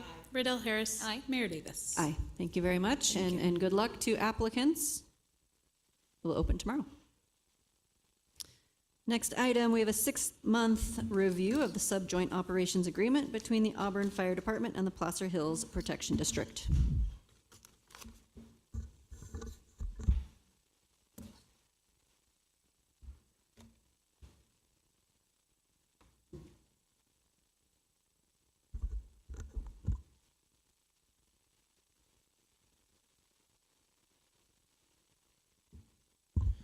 Good evening, Mayor, Council. John Rogers, your fire chief, and this evening I'm here to present the 6-month review of our Sub-Joint Operations Agreement, or what staff refers to as the Sub-JOA. I would like to begin by introducing our Sub-JOA chief officers in attendance this evening. Placer Hills Fire Chief Ian Gow, Assistant Chief Tony D'Ambrosi, and Assistant Chief Matt Slusher, Fire Marshal Mark D'Ambrosi, Deputy Fire Marshal John Williamson, and then we have our line staff in attendance as well. So thanks for your support this evening. So just to provide a brief recap of our timeline, as you guys are aware, you approved the Sub-Joint Operations Agreement on November 10th, 2025, followed by the Placer Hills Fire Protection District Board of Directors on December 16th of 2025. And after execution by both agencies, staff spent the next 6 weeks implementing the agreement. Shared administrative, command and control fire prevention and related services began officially on January 1st, 2026. The shared mission of the Sub-JOA is through collaboration to foster an effective and efficient fire department built on shared values and commitment to excellence, with the goal of strengthening the safety of our communities by delivering high-quality fire services. This agreement covers the City of Auburn and the communities of Weimar, Applegate, Meadow Vista, Newcastle, and Penryn.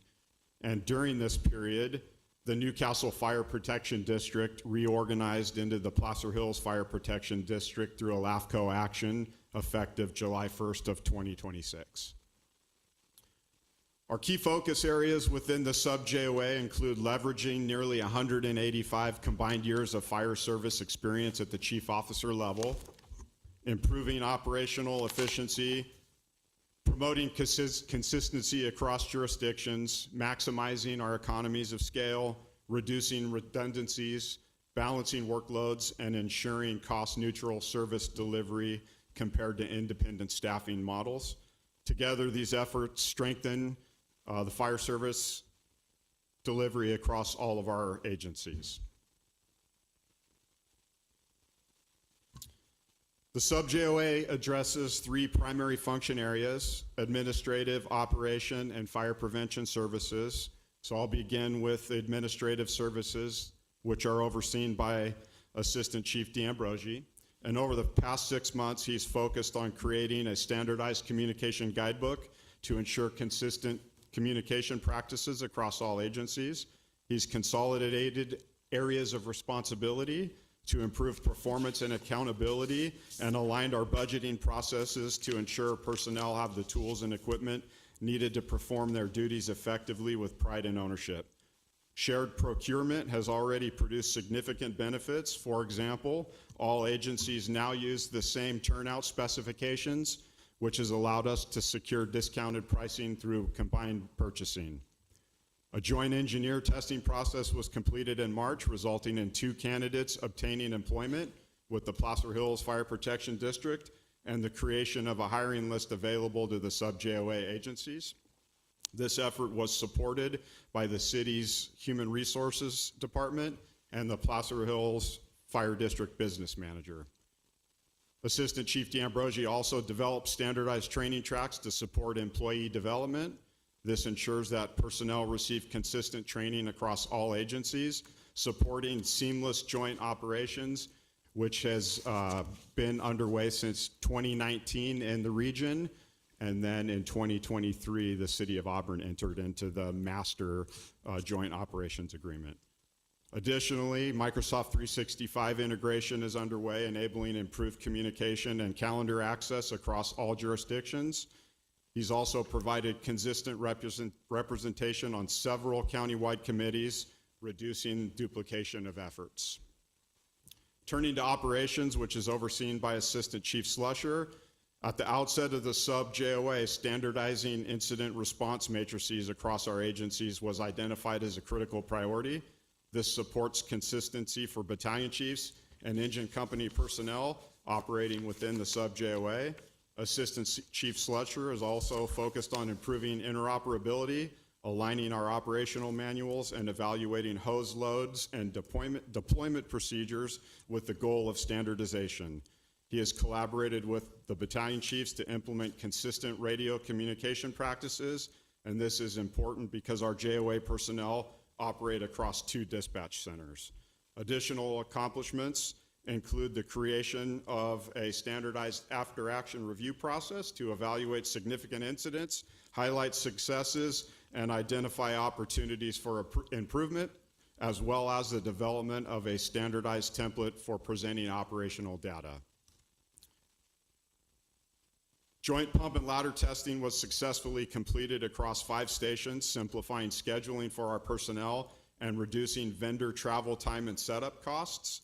Our agencies have also transitioned to a unified scheduling platform, giving all personnel access to a shared schedule, which reduces the JOA staffing challenges previously created by operating under separate systems, and it's been streamlining our backfilling for vacant shifts. Operations leadership is now able to participate in countywide committees more effectively, avoiding duplicated representation. And finally, just following several lithium-ion related incidents in March, staff evaluated and implemented standardized post-fire decontamination procedures. In the first 6 months of our shared battalion chief duties, they responded to 241 incidents. This is an increase of approximately 14 incidents per month over Auburn's 2025 battalion chief responses.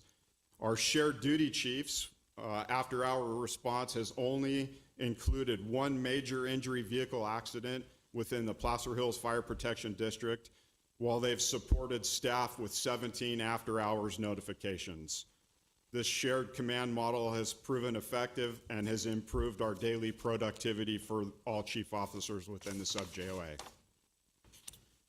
Our fire prevention team continues to refine and standardize areas of responsibility across all jurisdictions, including coordination with the City of Auburn's code enforcement officer.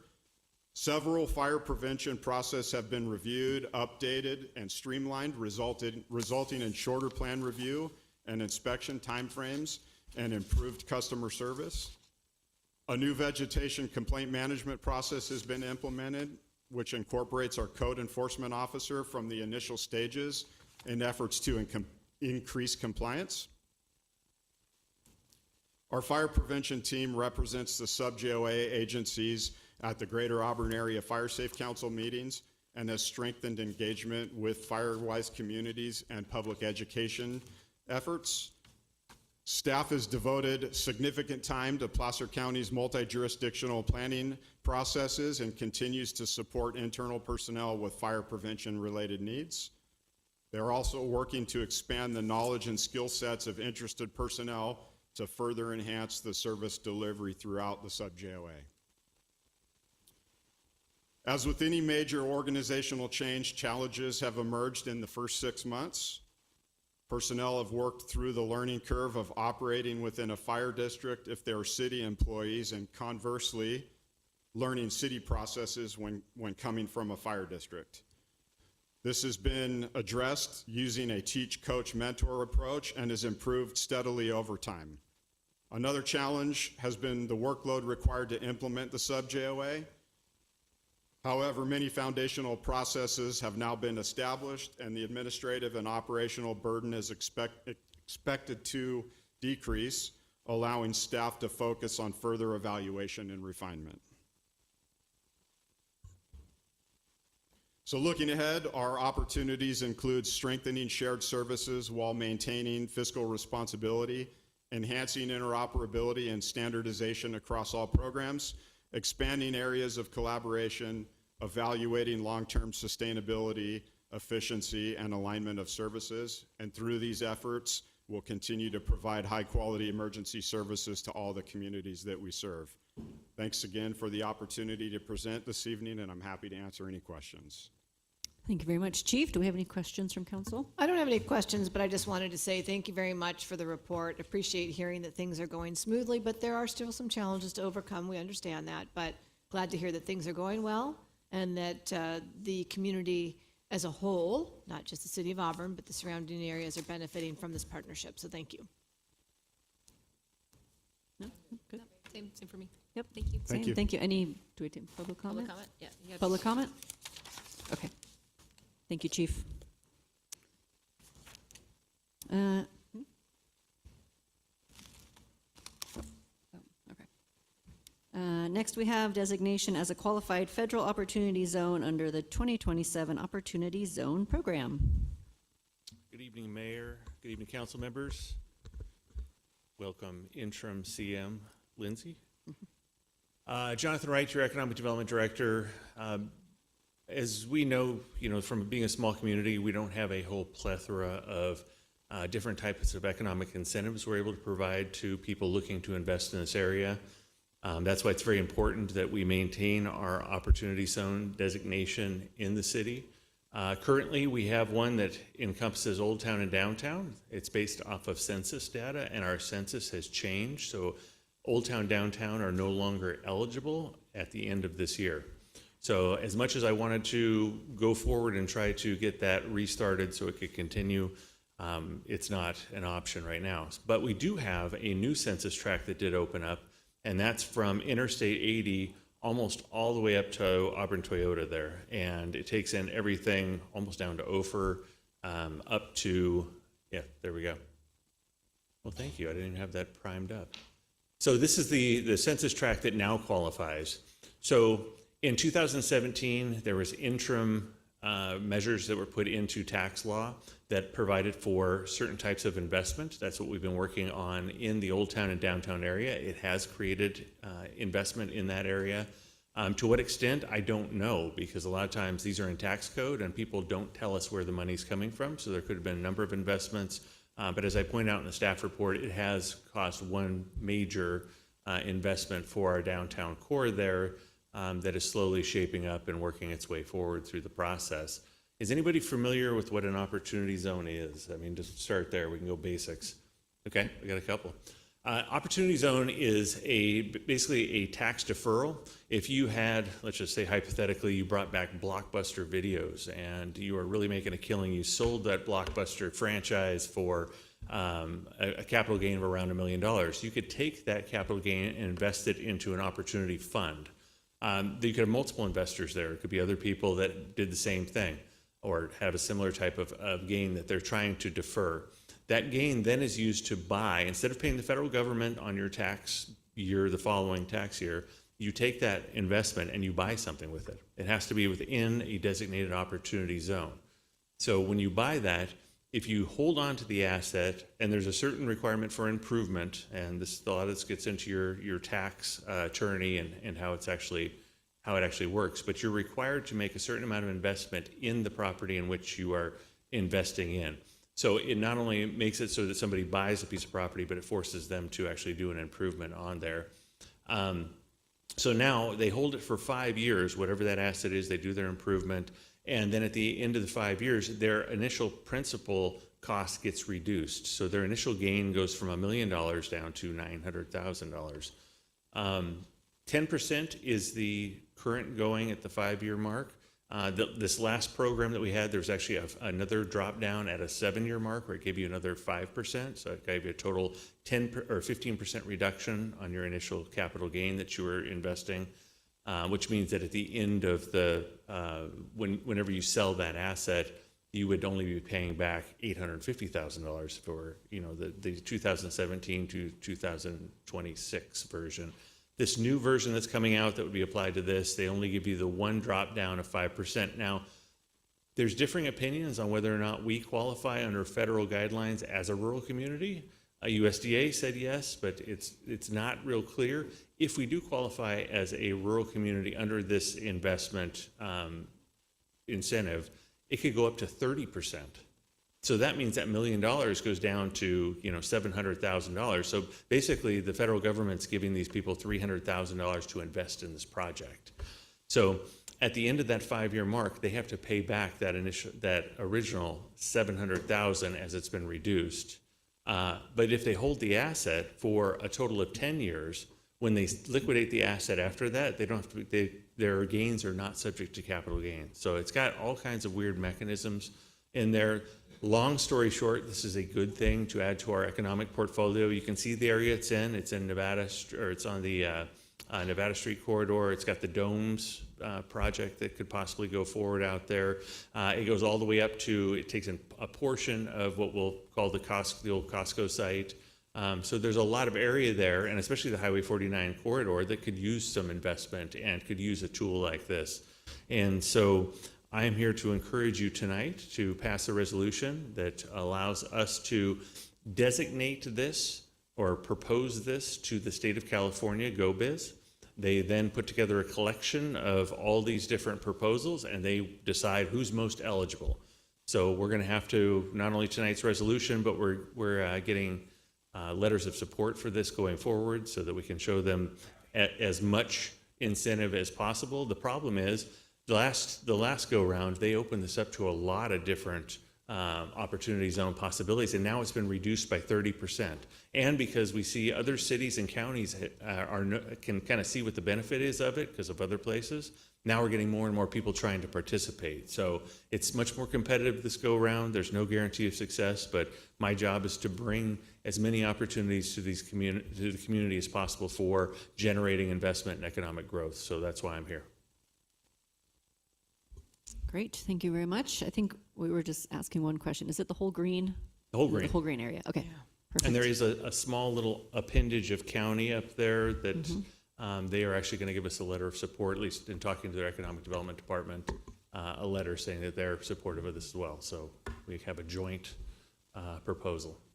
Great. Do we have any questions from council? Just a quick, I was going to say just a quick comment that I appreciate that you looked for this. You know, I think it's a no-brainer, really. It would be great if we're granted. I don't know what our chances are. You said that there's a lot more competition now, but we absolutely have to try because this really does enable people to invest in our community.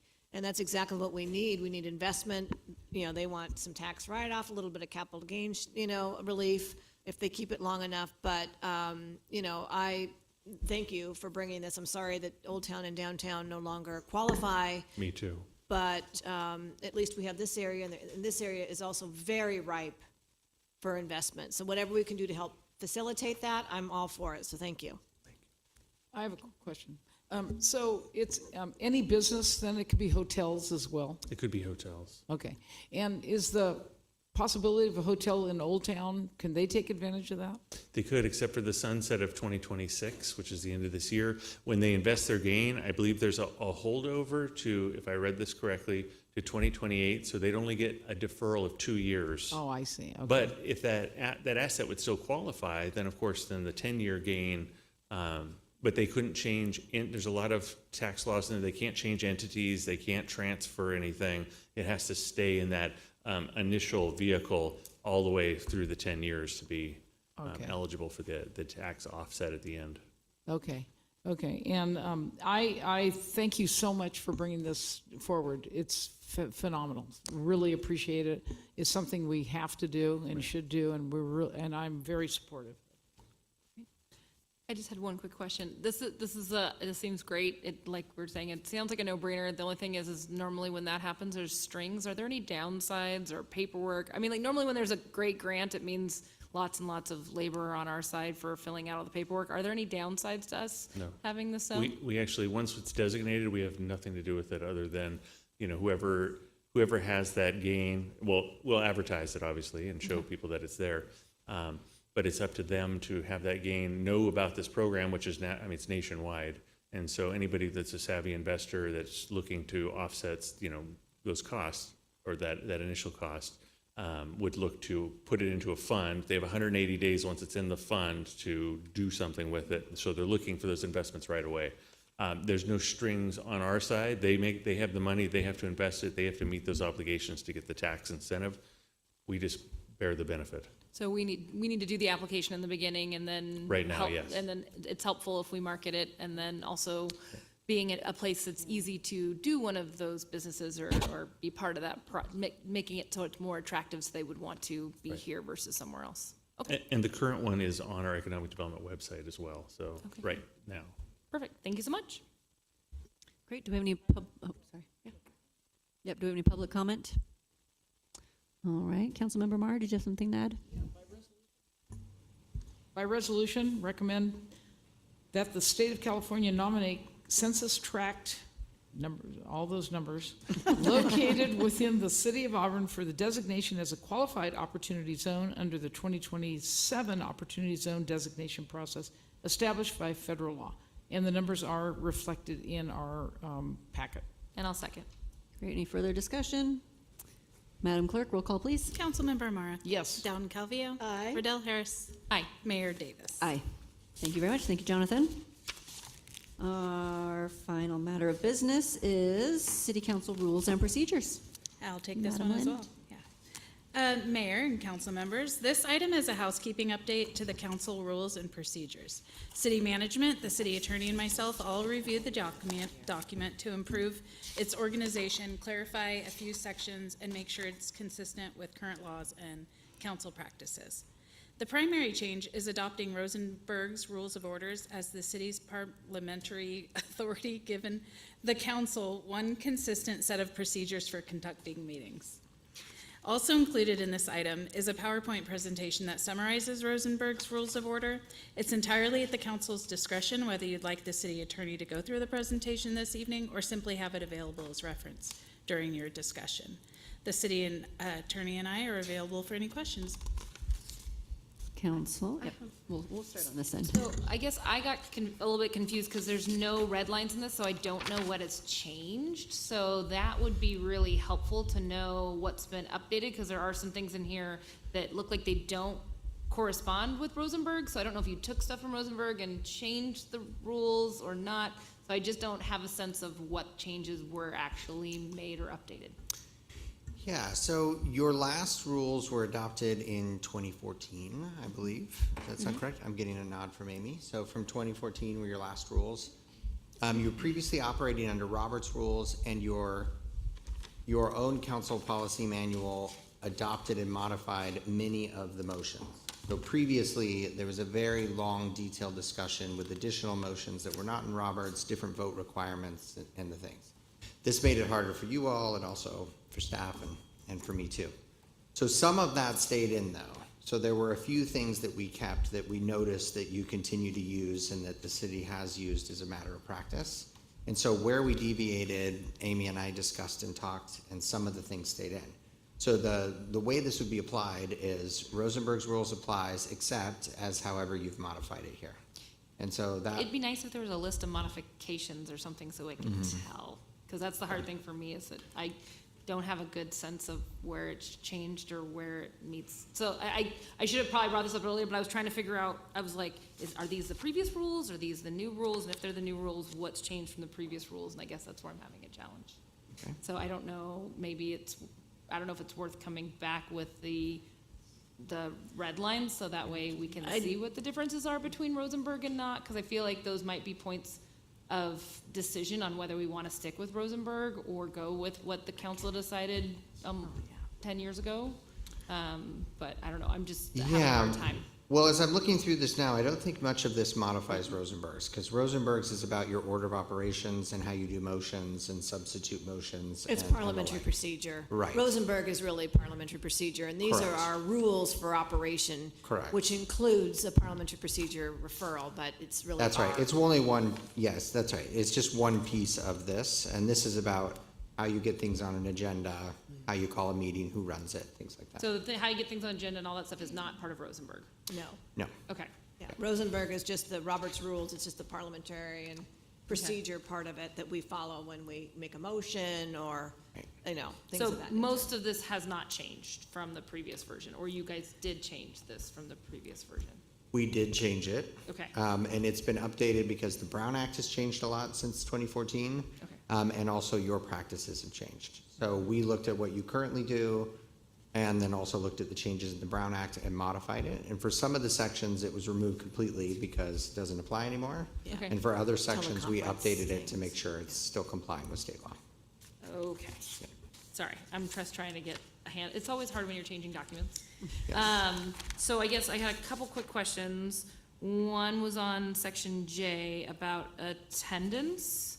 And so it says teleconferencing for any meeting or proceeding authorized by and in accordance with the Brown Act. Is that meeting all the state requirements for the teleconferencing and only a certain number and all that kind of stuff that we've now had to deal with post-COVID?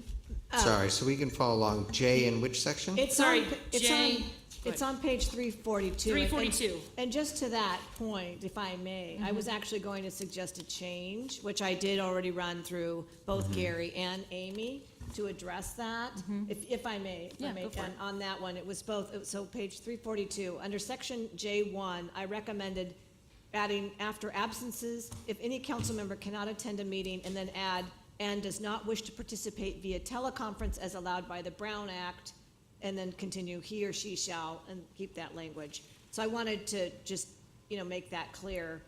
This is really talking about if you're not gonna be there and you're not gonna participate remotely, you're just not gonna be there. Yeah, I And was just then- making sure the Brown Act is what The teleconference, what yes. that requirement is from the state, and that's the right reference.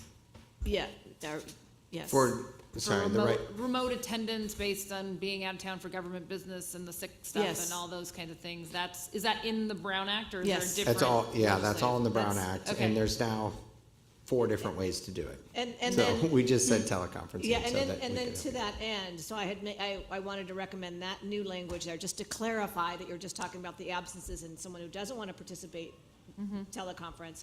But then under J2, that I recommended that we cite the teleconference sections of the Brown Act specifically so that we know, because there are so many. And, some have to be noticed, some that don't, they're just different, but at least having the citations there, that we as council members can take a look at it. Okay, well, I want to participate via teleconference. I'm going to look it up. I can quickly say, okay, it's going to be this, this, or this, or I can ask, what it is. But just to cite those sections there, because it keeps getting changed too. But I know, it's 2 thoughts on that. On J1, it serves 2 purposes. One, the clerk needs to know whether or not there's going to be a quorum for the meeting. Yes. But we also need to know in advance for teleconferencing, because Yes. under certain circumstances, we have to put a Zoom link on the agenda and sometimes put an agenda item on for you all to approve.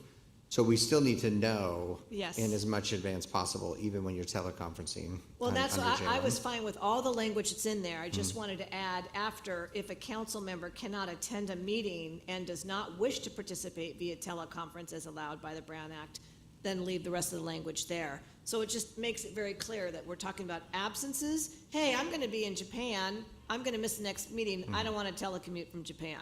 Okay, move on. Or, hey, I'm gonna not be here in person, which is, then follows under J2, because I'm gonna be traveling on League of Cities business, but you know what? I can participate remotely from that meeting, so I'll give you the hotel address and you can notice it. So I just wanted, to clarify that you've got the one absence, look, I'm not gonna be there for whatever reason, and you're not gonna teleconference, and then the teleconference, and then cite those sections, because it is so, there's so many different things. Yeah, on the citations, we can certainly add those. The reason why we left them out, because there used to be a lot of citations in here, is that they change. Yeah, And then the legislature changes them and the like. So we were trying to create a document that wouldn't require many changes, but we're happy to add them if that's council direction. Or even if you don't cite the sections, you just cite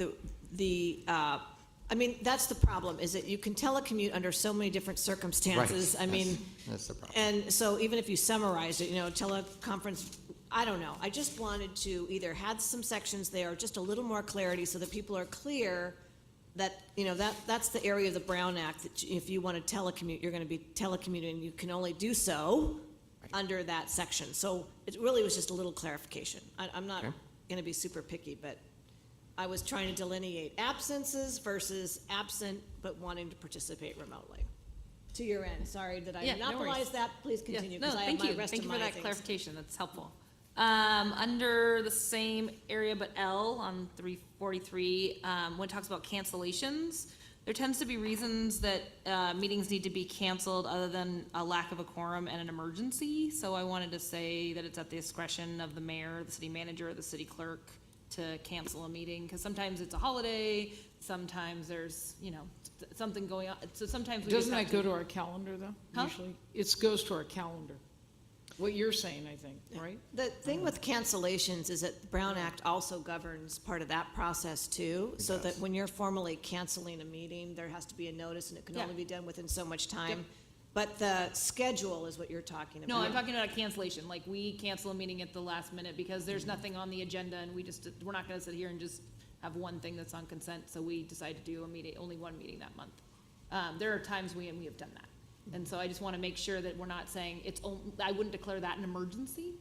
And so I just wanna make sure we have some discretion, by the mayor, city manager, A clerk. vote by a majority of the council members, then would that be Well, sufficient? a lot of times it's not when we have a meeting that decision is made, so I just wanna make sure, like, I just wanna make sure there's enough discretion that we're not just saying it's during emergency. So, that was my addition that I thought would. Yeah, I think the question for the four of you is who should be making that decision and who do they consult with? So should that be staff, which would be your city manager and or your clerk? Or should that be the mayor and should it be limited to emergencies or not? And it's up to you all on what to put it in here for the procedure. Under most circumstances, though, we're gonna know with enough time in advance because we'll know your schedules and also the holiday schedule and the like, but there are some circumstances where several days before a meeting, for one reason or another, that becomes necessary, so we need to know who to ask. I kind of agree with Councilwoman Riddell Harris. You know, we don't want to waste public money by having a council meeting when there's one item on the agenda, and that has come up. So I think that's something that we should consider. Maybe the city manager has that ability to make that decision? I agree, city manager and staff. Yeah. Any meeting of the council may be canceled by the city clerk or the city manager for lack of a quorum or for other purposes. The mayor may cancel a meeting in the case of an emergency. But if you say other purposes, then you need to obviously notify the council. Yeah.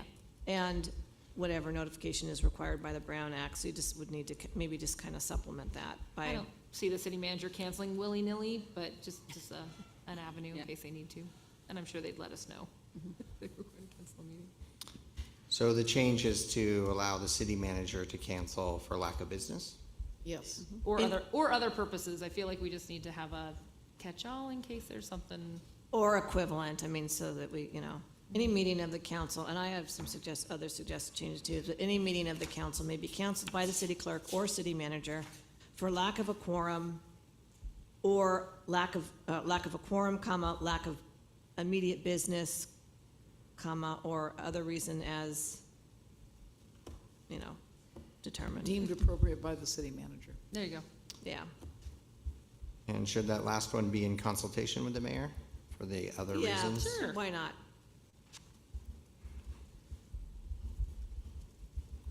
Okay. And then I had two more little things. One was on page 346, the agenda A. I wasn't sure, we've had some issues before with bringing back of items. So it says 2 members can put something on an agenda. So is that the same with bringing something back, or are we gonna try to do 3? It takes 3 to get something on an agenda. I feel like this is the one point that was kind of sticky with us before because we would vote something down and then the item would come back because there were 2 people that wanted to keep bringing it back, even though it got voted down by the other 3. So I just wanted to kind of, I'm not sure if, because this says only 2 people can put it on an agenda, but I don't know if we want to have a different rule for bringing it back after, or is that covered by Rosenberg, or? Rosenberg does not cover that unless it's reconsideration, which is Correct. when a motion fails, but then reconsideration must be granted at the time that the motion has failed at Okay. that same meeting. But if it fails And and you don't do reconsideration, at this point, we can still bring it back every meeting if we want. And reconsideration can also apply when it passes too. Okay. But Yes. it needs, the motion for reconsideration must be made by someone in the majority. And it needs to be made at the same meeting or the very next meeting. That's And the difference with Rosenberg's. Rosenberg, because Robert's Yeah. rule says at the same meeting, and Rosenberg gives you a little more room. Right. I like the tighten it up, but Yeah. anyway. So the 2 council members putting it on agenda is to respect the Brown Act outside of a meeting. So Yes. 2 of you are meeting to discuss city business. So adding in a 3rd one raises that issue. So Yeah, that's why it's But limited that's to why 2. we added if you want to talk about upcoming business or add something on at Right. the end, so we don't have that Brown Right. Act issue, but we don't. Yes. So under your scenario, if someone wanted to bring something back that had been decided, Another council member could ask for that, but the agenda item would be for reconsideration if it was at that meeting or the next one, or there would be consultation with staff or the city attorney's office on whether or not that was possible, given the amount of time. Okay, so there's still no avenue for, you can't keep bringing it back, even if we keep voting it down. I mean, we could come up with our own rule Right. that would say, you know, essentially that if an action is taken by a majority of the council, a subsequent action to reverse that cannot be made during the time that that existing council is sitting, or something, during the time that sitting council. it would Because just if be you nice if- change city council's, you know, membership, you don't want to say you can never bring that back up again 5 years from now. But maybe if it's the same council, It just has to do with, one of the people who voted for it would need, or against it, would need to change their mind, or else we just have the same vote over and over and over again. So I'm just trying to. Yeah, so. What do a lot of cities do? Well, so under the reconsideration item, so just to close the loop on that, that one of the two council members would need to be in the majority to Yeah. pull that up, right? So do we so have the that two rule minor- in this? no, that's in Rosenberg says that. That's in Rosenberg. So it is in here. So that's in here, so that means if something gets voted down and two people want to bring it back, but they're both the people who voted and were not in the majority, it still couldn't come back. Correct. Okay, and that solves that issue. I just Yep. wanted, that thing has Yeah. just been kind of an issue in the past. But we. Yeah, what- most, go ahead. What we have to do, though, is to cite that when it happens. Because what was happening in the past, and I know exactly what you're talking about, is that, you know, this council and many councils before it had taken action on a particular item, but it just kept coming back over and over and over again, with one person suggesting it, and then we changed it so that you gotta have two. But I think that to shut that down, if it happens again, we have to say, you know, per our rules, reconsideration, the opportunity to grant reconsideration was at the time that the action was taken, or the meeting right after, and that time has already passed, so that's not before us, period. Right. Regardless if it's 2 or 3 or whatever. Yeah. Doesn't matter, or all 5. So to answer your question on how most cities do this, most cities have some process for council members to add agenda items and then leave the agenda to the manager to oversee it with the department heads. So this is a typical process for it. But for additional items coming back, or the reconsideration item, they usually don't address it, in part because there's always some push and pull between what's allowed and then giving you the flexibility to modify it as you see fit. And so you have, you know, you're thinking of a specific example, but I could think of another one where maybe you would want to bring it back a little Yeah, bit, right? right. So I think you want to maintain some amount of flexibility here. I do too, but. Okay. All right, that's all I had. Thank you. Councilmember Down in Coville? Yes, so I had, Gary, the 2 changes we talked about on page 342, J1 and J2, we covered those. Do you need me to go over those again? Are you good on this? Okay. And then on page 345, C3, which is non-agenda items, I recommend that, and this is again C3, wait a minute. Sorry, what page again? Page 345. 345. C3. Yep, C3, sorry. With the Just looking exception at- of the planning commission? No, I'm gonna, That's C3. yes, so C3, what I wanted to say was, let's see here. Okay, so it reads, no advisory committee, commission, or task force shall take action, and I wanted to add, including the expenditure of city funds, and then it's, let's see here, without prior, then it goes on to say, without city council approval, unless expressly specified in the committee, commission, or task force charter, and then to add, as adopted by the city council, just for clarification purposes. So those were the 2 changes.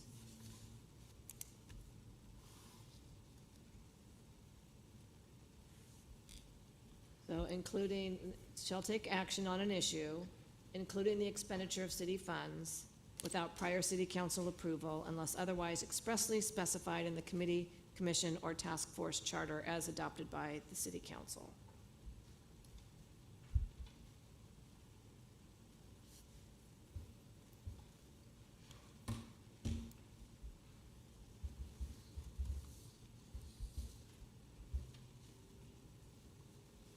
Was that good? Yes. Okay, and then the last comment that I had was just on page 351.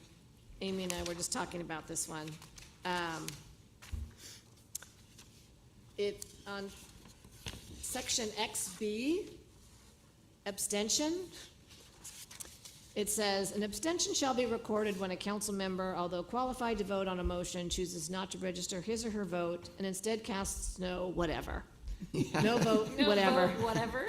Yeah, this think was not whatever's- a flippant drafter Yeah, of your policy. whatever, wasn't it? you know, I wanna get- This, I think, was the original language that was in here. I think it's Yeah. just a shorter of whatsoever, or just to emphasize that nothing was cast. So it could be removed, though, because I I just- think, yeah, and I just instead wasn't- cast no vote, I think is sufficient. Yeah. So, yeah, And I figured it was either whatsoever, but I just, let's Yeah. just go ahead and strike that, so. will do. And that was all that I had, just those five changes. Oh, wait, the first change I didn't, because I went into the second, third after Riddell Harris talked.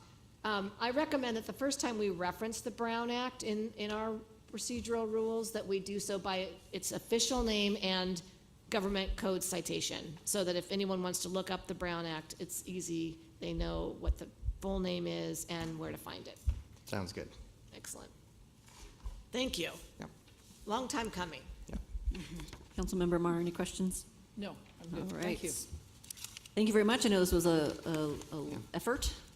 Did you have something to add? Well, I was just going to ask on order of operations. I think these changes are clear and we can make them. Would you like us to make them, bring them back? That's up to you all, but. we Bring them feel back that- on consent. Okay. I would say that, just so that we can see it all, since we made several. Is everybody Okay. okay with that? I would make the motion that we adopt after we have public comment, of course. So I'll make the motion after public comment. Sure. Madam- Well, we would just take direction tonight, right? Oh, just direction? Okay. Yeah, so if we're the- going to bring it back on consent. Got it. So, yes, so the Yeah. direction would be to make the changes as Yeah. discussed and then bring that back to us on consent. That's right. So we have the changes from Councilmember Don Cavillo and then the changes from Councilmember Riddell Harris. Okay. Great, thank you. Do we have any public comment? All right, thank you very much. And I Rules would is- also like to ask that we defer the presentation to the installment of our next round of council members. And, is that correct? Yes. Works for me. Sometimes you look at me. Every So that the new rules can be shared, as well as with any new committee members and folks needing a briefing on it. Maybe in like late fall, we can schedule something for like January, so all the committee members that haven't had that chance to have that either, I could see that too. It works. We will do so. Great, thank you very much. Yep. Closing up here tonight, we have reports. Do we have a city manager report? Mayor Davis, Council, yes, we do. Thank you. Sean has been wonderful to work with in this transitional period. Thank you all very much for welcoming me as your interim city manager. I look forward to serving the community.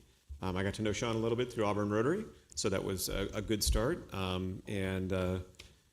I am going to be summarizing just some key points from the report that he left.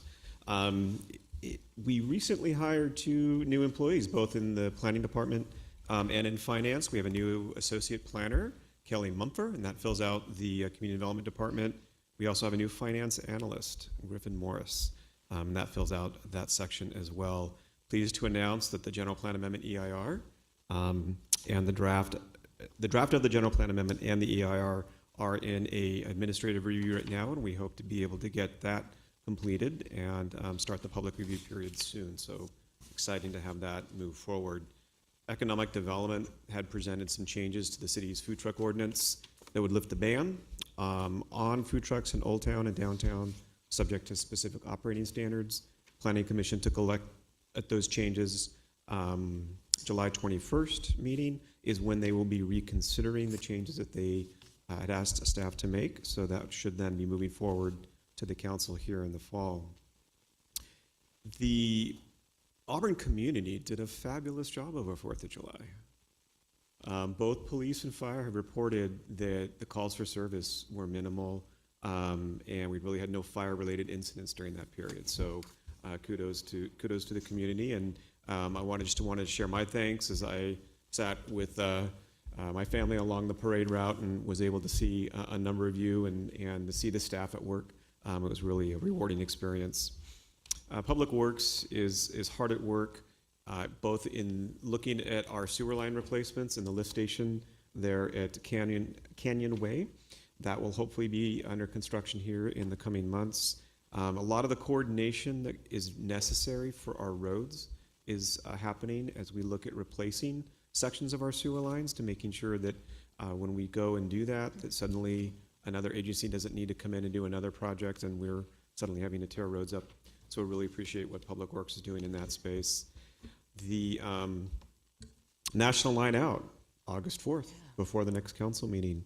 Auburn Police Department will be hosting that throughout the community. The council, a subcommittee of the council, as I understand, worked with HR to select Bob Murray and Associates as the executive recruiting firm.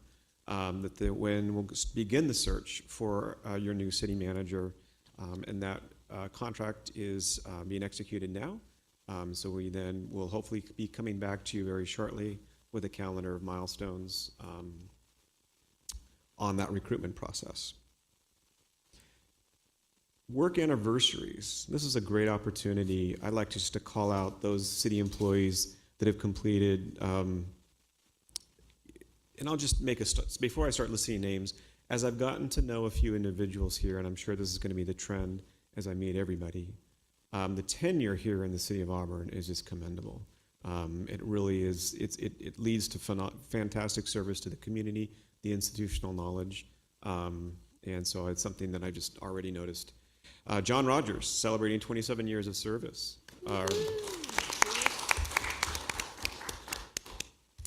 Carlos Canaster, 19 years of service. Brian Morrison, 10 years of service. Yeah. Michael Smoot, 5 years of service. Yeah. Matt Chesterman, 3 years of service. And Paige Culberson is just completing her first year. So with that, council, just as a reminder, the next meeting will be on August 10th. And thank you very much. Great, thank you so much. You did a wonderful first report. You pass. Any future agenda items from council? Nope, seeing none. Do we have any council committee reports? Just wanted to report out that I will be in Redondo Beach Thursday and Friday with League of Cities. We have our quarterly business meeting, so it'll be exciting. And then also, I just wanted to report out that I did have an opportunity to attend the county's wildfire preparedness event at the CAL FIRE station, and it was very well. I know the mayor was there as well. Very well attended. Just great exhibits. Got to see the CAL FIRE helicopter, go up, get water, bring it down, and dispense that 350 gallons of water. Phenomenal in a matter of minutes. But county did a great job, and thanks to our fighters, we were represented there as well. So thank you very much, and it was great. Great, thank you. Nothing, all right.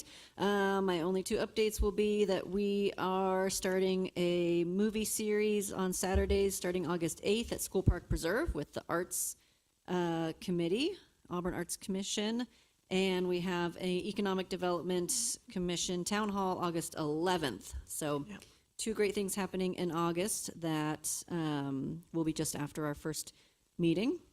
And again, no meeting July 27th. So we'll see everybody in August. Any other questions, comments, or concerns? Seeing none, I will adjourn tonight in memory of former mayor and council member Mike Holmes. Thank you. Thank you.